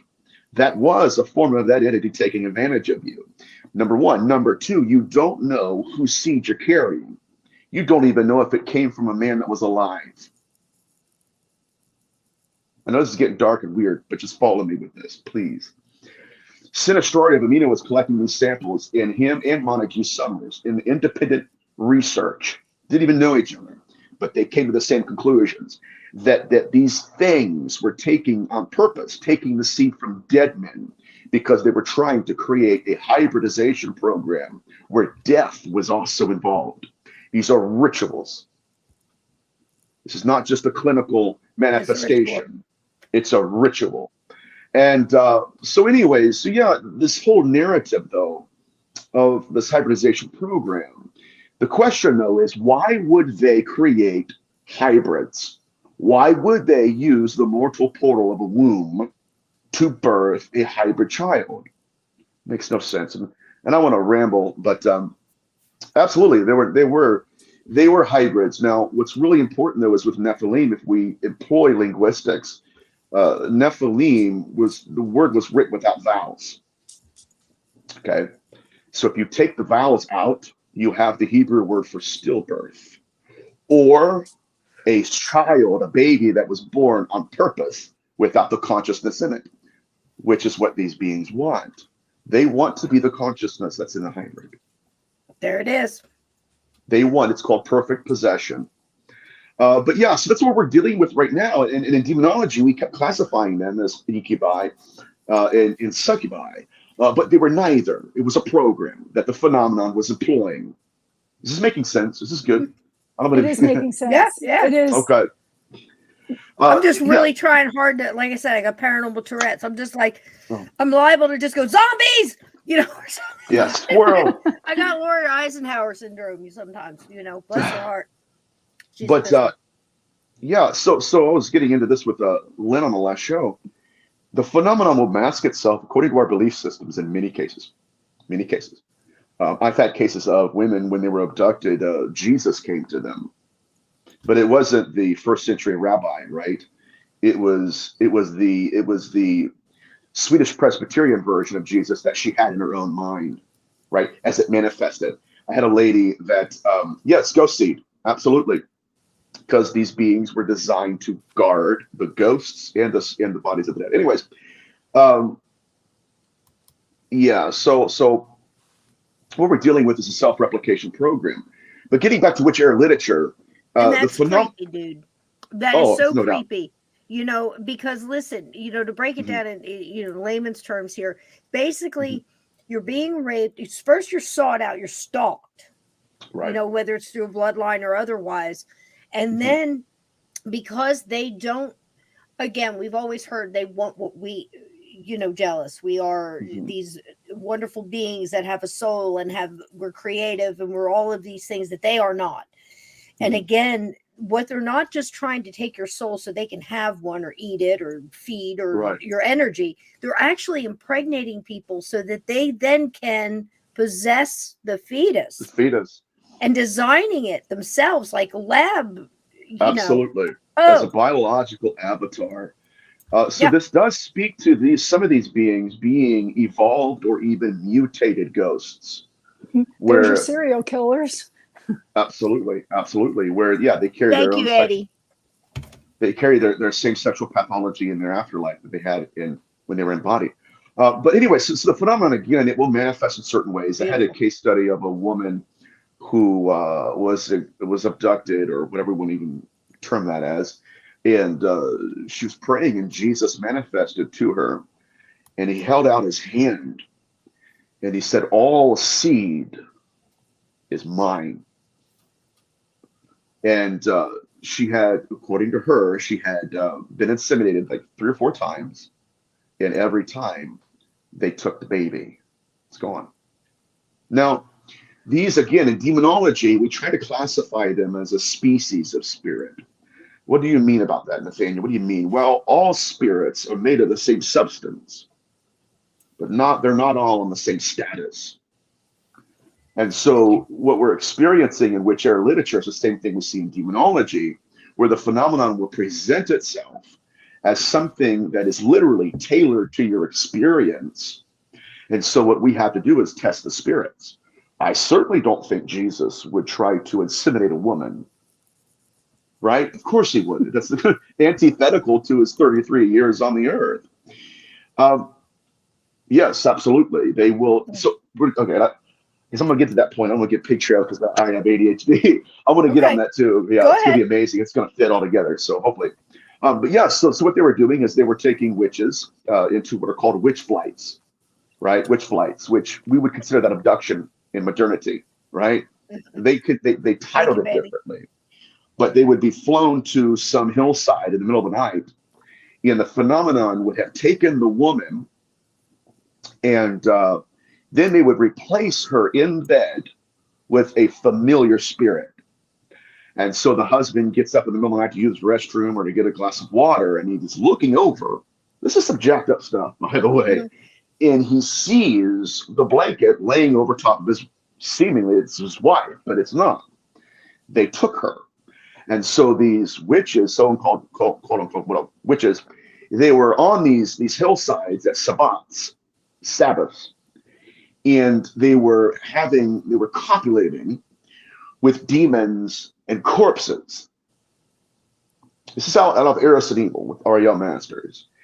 And the phenomenon itself had tailored seemingly a theatrical production around these experiencers. And Ariel Masters details an event that blew my mind because it tied everything together for me. And what happened was during one of these copulation sessions, the frequency that was being used to perform this theatrical production stopped. I don't know if they had Boost Mobile or Cricket, or if they have what I have. Sometimes I get I lose a bar or something, but the internet or something went down. And for the first time, these women realized, oh, wow, that is not a demon that I have been copulating with tonight, and that's not a corpse. They were being poked and prodded by metallic objects that were tailored according to the size of a man. In other words, it was technology. Wow. Right. And so they looked around and they realized, oh my God, they were taking over. Hello, modern UFO abduction phenomenon. They were being inseminated with seed that the entities themselves had harvested from other men. And again, what I'm trying to tell everybody is this, that we have to test the spirits. We have to test it. It's not enough to classify them. It's just like Ted Rice. Ted Rice is working with Dr. Colette Turner, a research or an abduction researcher. And for 26 years, he had been dealing with what he thought was his mother in the afterlife. His mother was one of his guides. And she's telling him all this stuff. And, you know, some of it was true, some of it wasn't, but whatever. It's my mom. Until one day, the mother tells him to do something. And he thinks, my mother would never do that. And then he challenged it. Are you really my mother? And when it got challenged, again, the frequency fuzzed in and out. No, it's a mask. It's a mask. As soon as the challenge. So that's why you always test it. That's why I laugh so much when somebody goes into a house or whatever. Help me, and all of a sudden it's the little girl that died in the house, and 100. Stop with all that, because you don't know.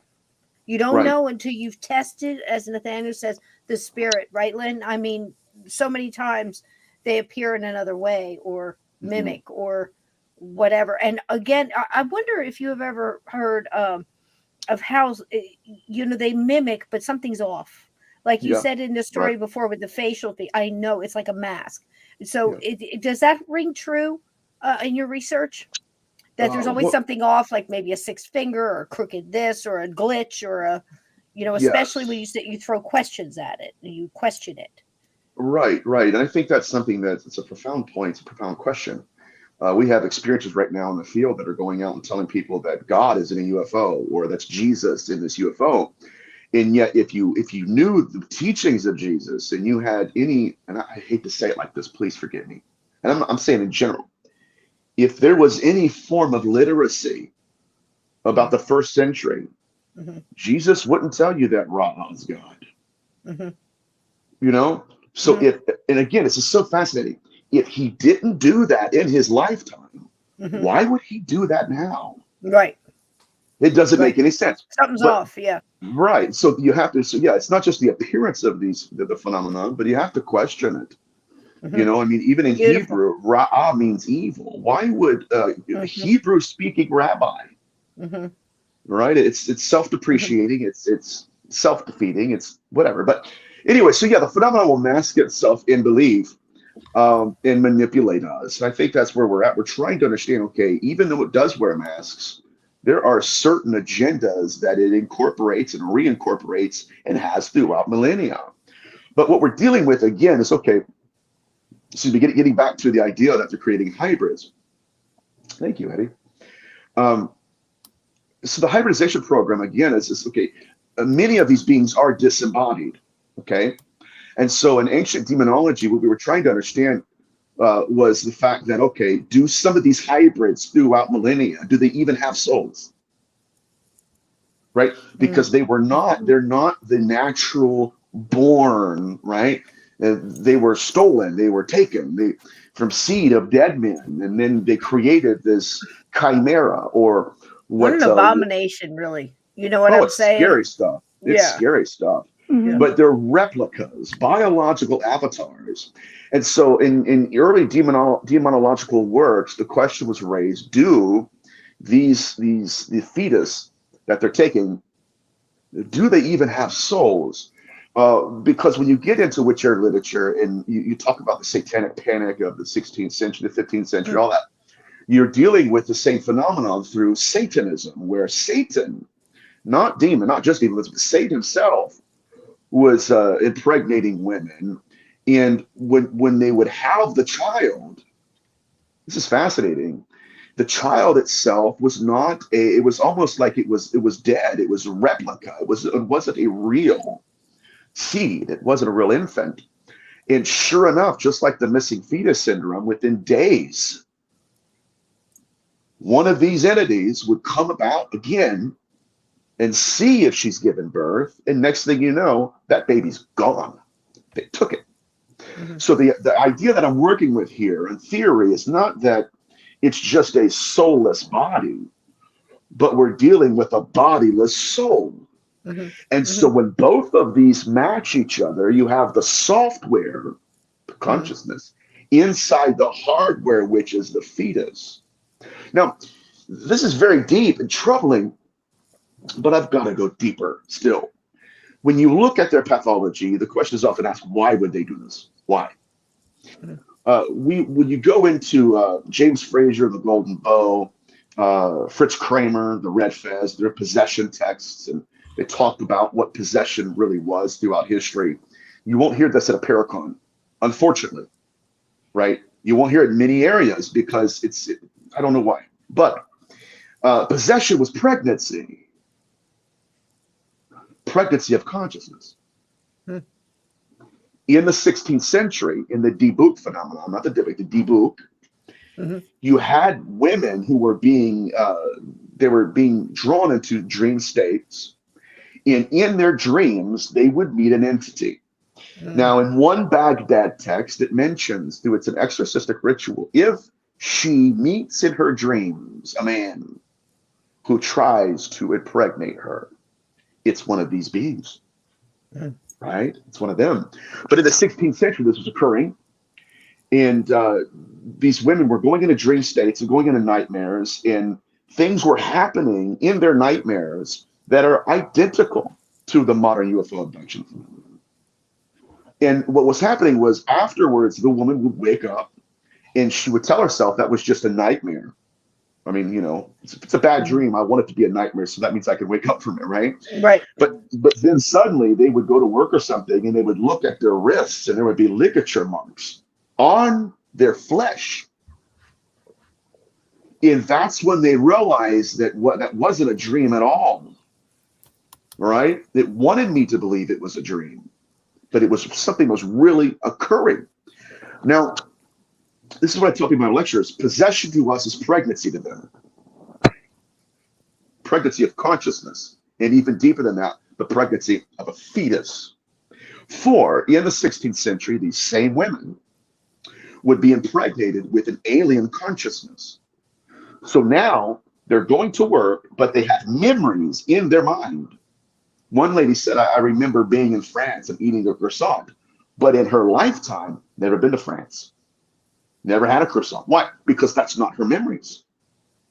It's that entity's memories that's sitting inside of her and has possessed her. Just making sense. Yes, it does. Okay.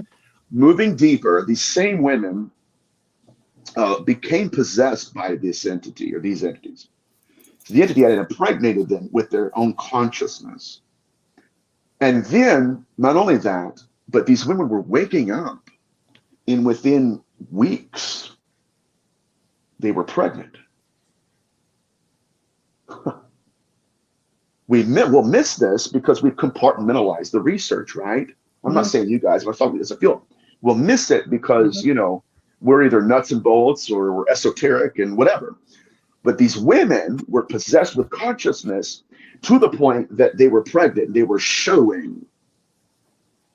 They weren't impregnated by their husband or the boyfriend, by the entity. Yeah. And so here's what's fascinating. Early demonologists, now put your seatbelt on, it's going to blow your mind. They believe that these women were not just possessed by the entity, but they were pregnant with it. Wow. Yeah. To the point that they were performing what's called the lavouche method. They were pushing their thumbs into the wrists, and they had 2 pulses in one body, 2 heartbeats in one body. And what's fascinating is during the exorcism, when the consciousness left, so also did that baby inside of them. I would suggest to all of the listeners that the consciousness was not just inside the woman, it was inside of that fetus. And when they took the fetus, they took the consciousness that was in them as well. We see that as the missing fetus syndrome. What are they doing? They're creating biological avatars, a soulless body, because they're a bodiless soul. And now it's perfect possession. That's why it's fascinating. Wow. And I'll shut up. I'll be quiet. I'll be quiet. Yeah, I give you the grinner. Interesting to me. The grinner. No, and I've got a question. I've got a question for you. Like they say, and you know, I kind of have to say this in code because I don't want to have to go into YouTube jail or Facebook jail and with everybody. You know, there is supposedly people talking about how aliens are working with the army and the government inside of different caves and things throughout, you know, in Antarctica and places like that. So are those aliens also masked as those creatures, for lack of a better word? Okay, so more viruses. Yes. So here's what's going on. I mean, this is what the phenomenon. It's what's being suggested. Let's get to the Collins Elite research, which we got to touch because I know. Yeah. So Collins Elite, absolutely. Yeah. Well, I want you guys to listen closely to this. Now, this is called the Collins Elite. Now, for people who want to research this, where would you direct them before you explain? Final Events by Nick Redfern. There it is. Nick. And then then you gotta research the Department of Defense, and some of their research into esotericism and even demonology, which I'm still waiting for that phone call. I'd love to have that conversation with them. Can you imagine?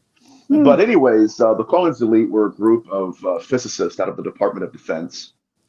And what they were doing is researching the interconnectivities between demonology and what we're talking about tonight, which we're talking about all the above, but demonology and the UFO abduction phenomenon. But in it, they get to talking about, same thing we're talking about in reference to the soul hunters and how they can harvest the soul and harvest consciousness and use it. But I was talking about something before that I wanted to hit on. The lavouche. So there's 2 pulses in the same body, but they'll pull the body out. But the Department of Defense they didn't employ these people, but they were employed by the Department of Defense. Anyways, these physicists are going and knocking on doors of experiencers. That's what it was. Okay.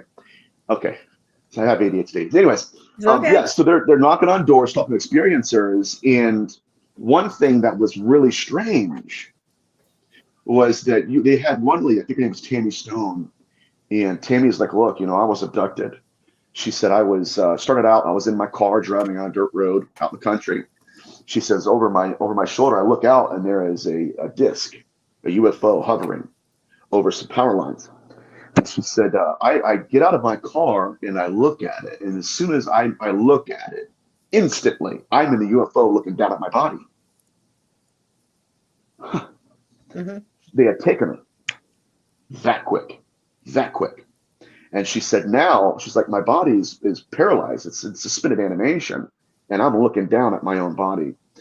And so they started talking to Tammy. And Tammy said, something I don't understand is the very next day, I get a knock on the door by some military officials.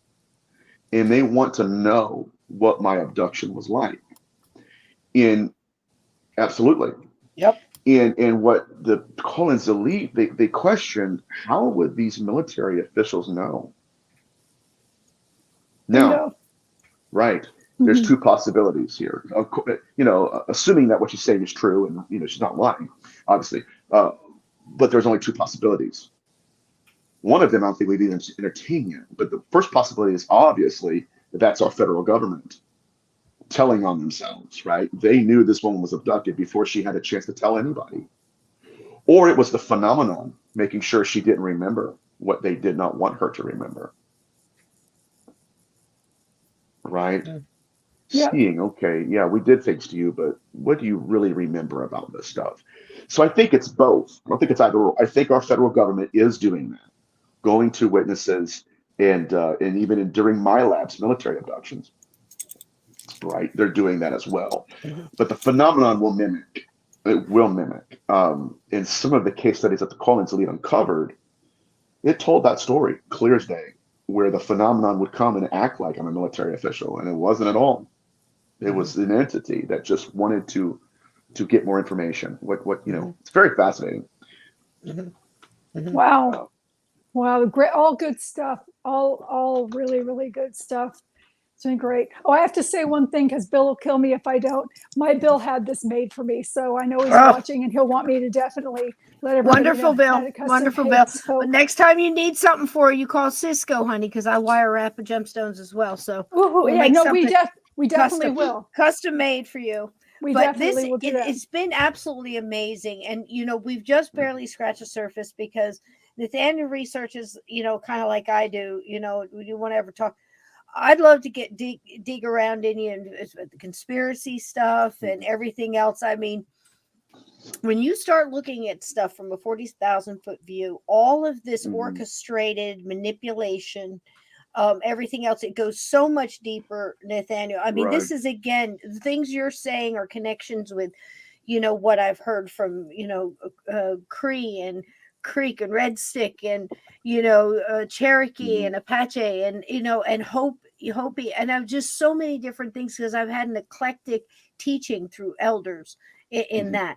And that's what got me connected to the core of things, like so silly our fights about beliefs and what, road we're walking, we're all winding them in the same spot pretty much.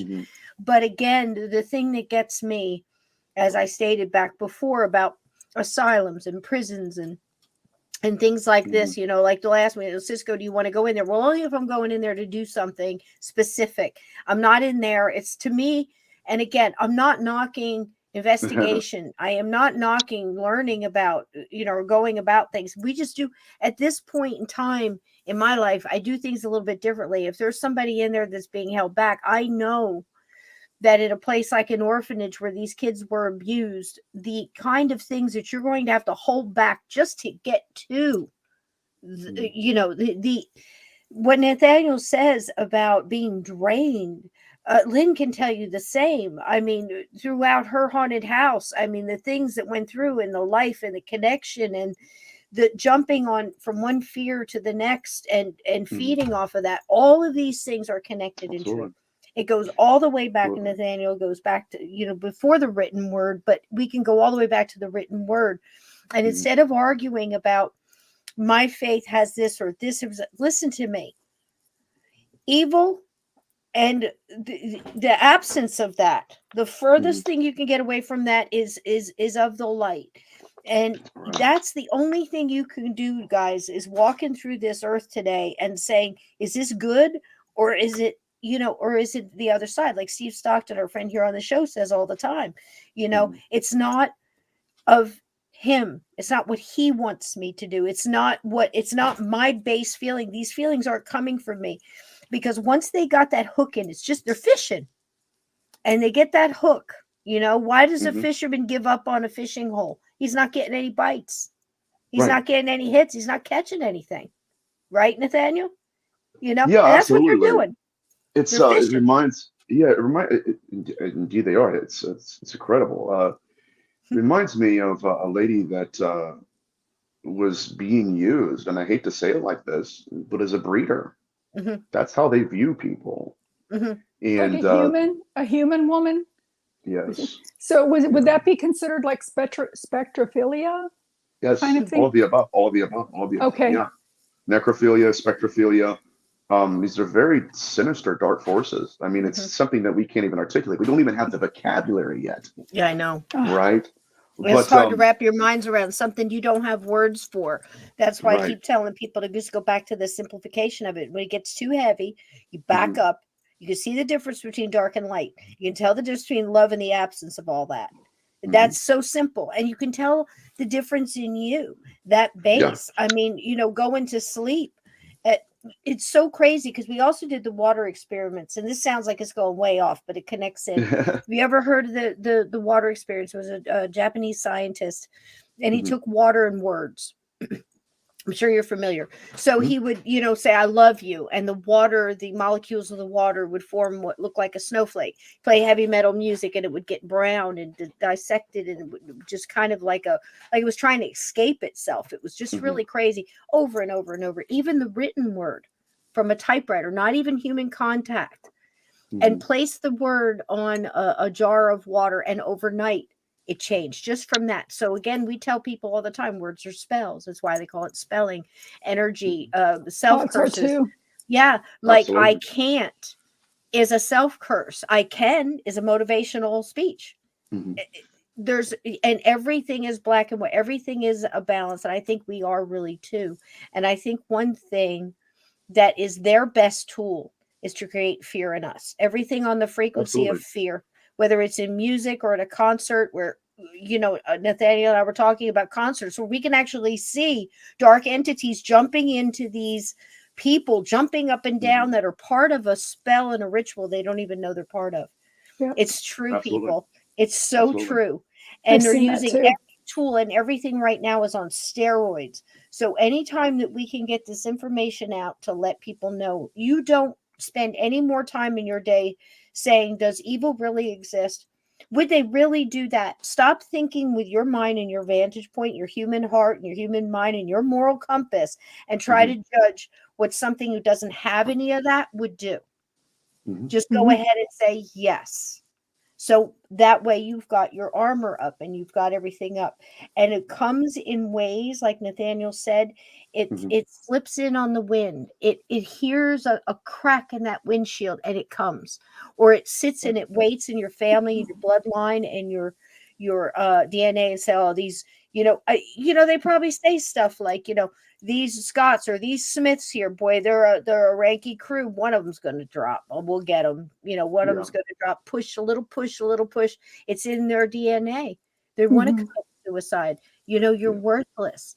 Nobody loves you. And it just starts a slow repetition. And again, why the heck would you give it help by tearing yourself up or saying you're no good or you're worthless or, I can't get that? Change your life. Change it. I'm so sick of hearing people say I had to do this to keep my job. No, you don't. You made a choice. You made a choice. You do with less things. You rearrange, because I'm telling you right now, the most important thing that you now have possession of, I hope most of the people I'm talking to right now are still in possession of their soul. That's it. And breaking the cycle for your family, if that's what you're here to do, break the cycle of addiction, break the cycle of alcoholism, of abuse, of just being would you stop being an asshole? Because I'm telling you, these are the things that are also holding people back. That is so true. Yes, and it's putting cracks in their windshield. It doesn't, you go along, you think that you're a nice person doing great things because you pay your taxes and you donate money to your church or whatever. But these little hidden things that you do, your little drinking problem all of that, you need to clean up that. Yes. Everything. Whether it's music, whether it's dancing barefoot in your kitchen with your grandkid or a wooden spoon and you're singing and you're just whatever you got to do. If you're a guy and you're working on an old car and you hear that sound that you brought back, whatever brings you joy, that keeps you creative, and support other people that are creative and, keep an art alive, because these things can't create. Right. That's a good point. They're not creative. And if you would look at certain things like are an entertainment industry that keep repeating the same movies over and over again because they can't create new ones, I wonder what's going on there. When you look at, do you see what I'm saying? Less and less people can be creative. They're stuck in a box. And when somebody tells you that the fear frequency is being played on a lot of programs and in music and things like that to keep that vibration in fear, we mean it when we tell you this. Monitor what you're doing. If it makes you feel anxious, cut it off. If it makes you feel, crazy, don't look at the news every day. I mean, I make these little videos in the beginning as, you know, kind of fun, just to make you laugh and to smile and, you know, have a little bit of, you know, this and that in it, you know, because laughter is the best medicine. Laughing at ourselves is the best medicine. Understanding we make mistakes and forgiving ourselves for that. You know, I believe that that's huge, and understanding how powerful we are.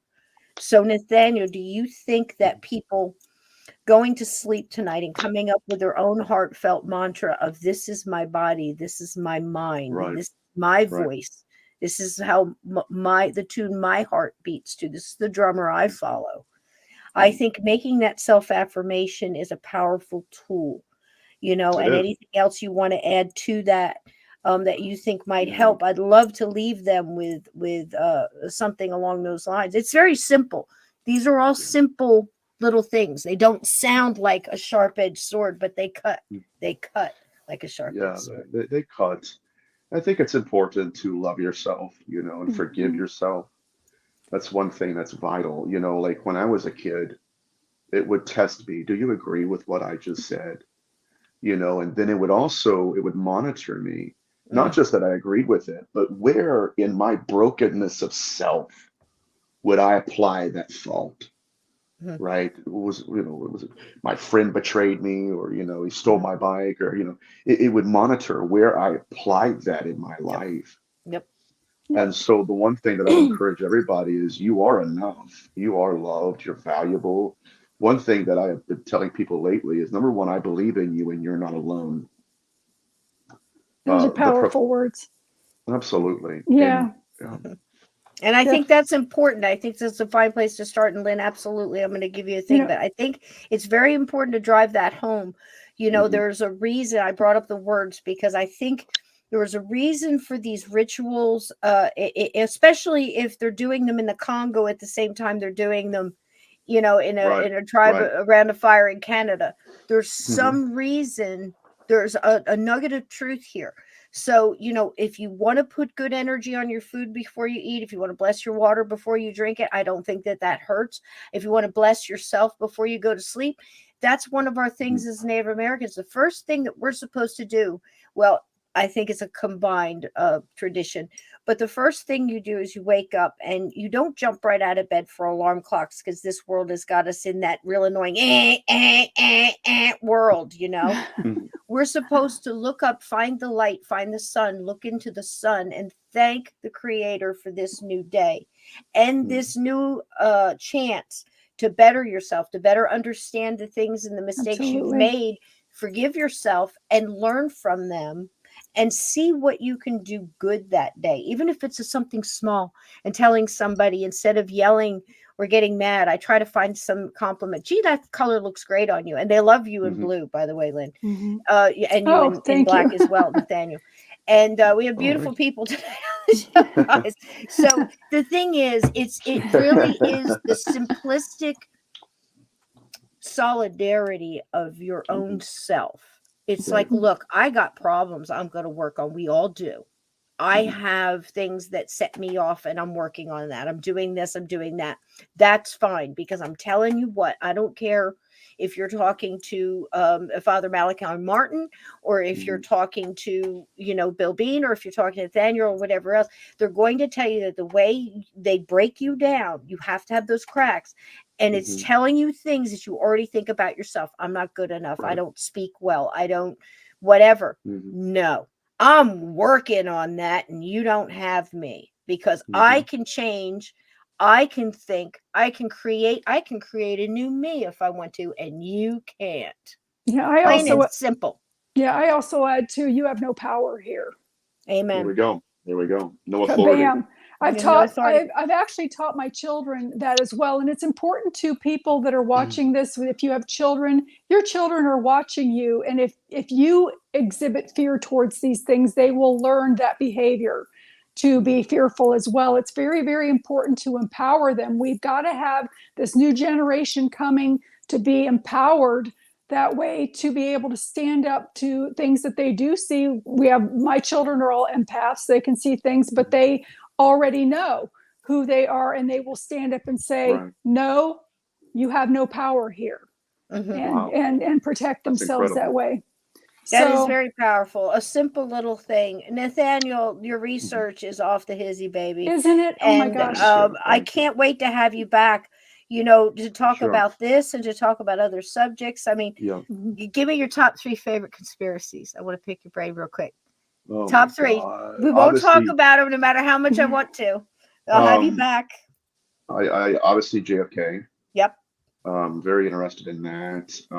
I'd love to see the roads you walked out on that. Dabbled in 9/11. Okay.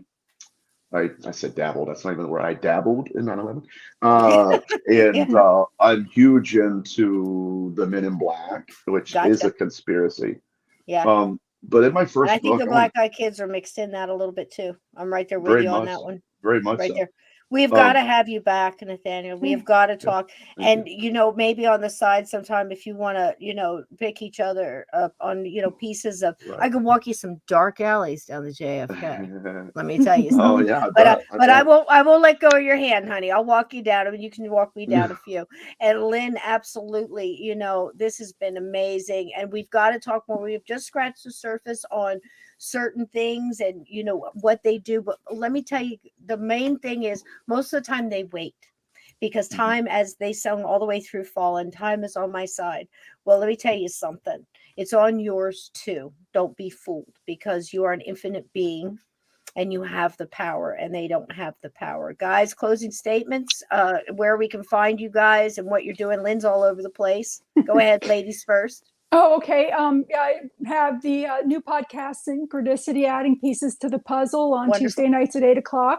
Wonderful interview with Nathaniel on that. Go back and check that out from last week. And again, you can't hear these too many different facts.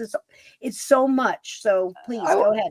On Thursday, I will be on California Haunts with Charlotte, and I've also got a show coming up with the Three Beard.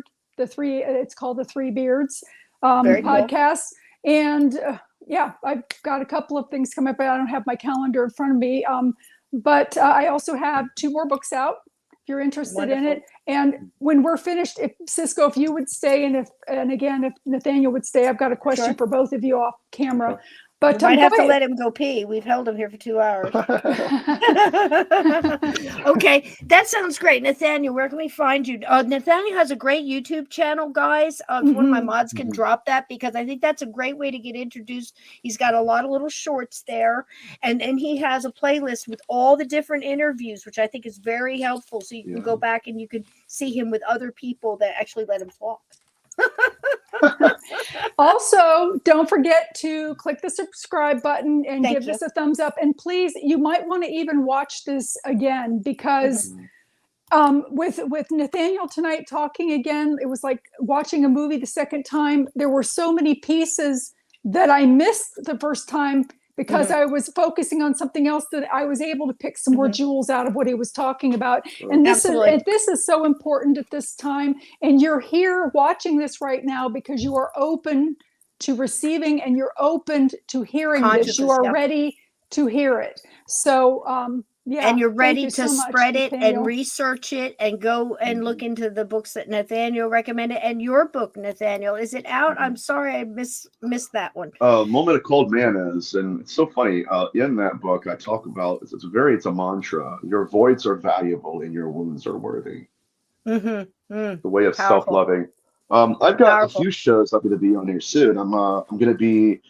Tonight, 312. I was with you guys tonight. Then I'm going to be on tomorrow. I'm on Beyond the Forbidden. Then on the 17th, I'm in with Forbidden Knowledge News. On 329, I'm with Andy Decodes.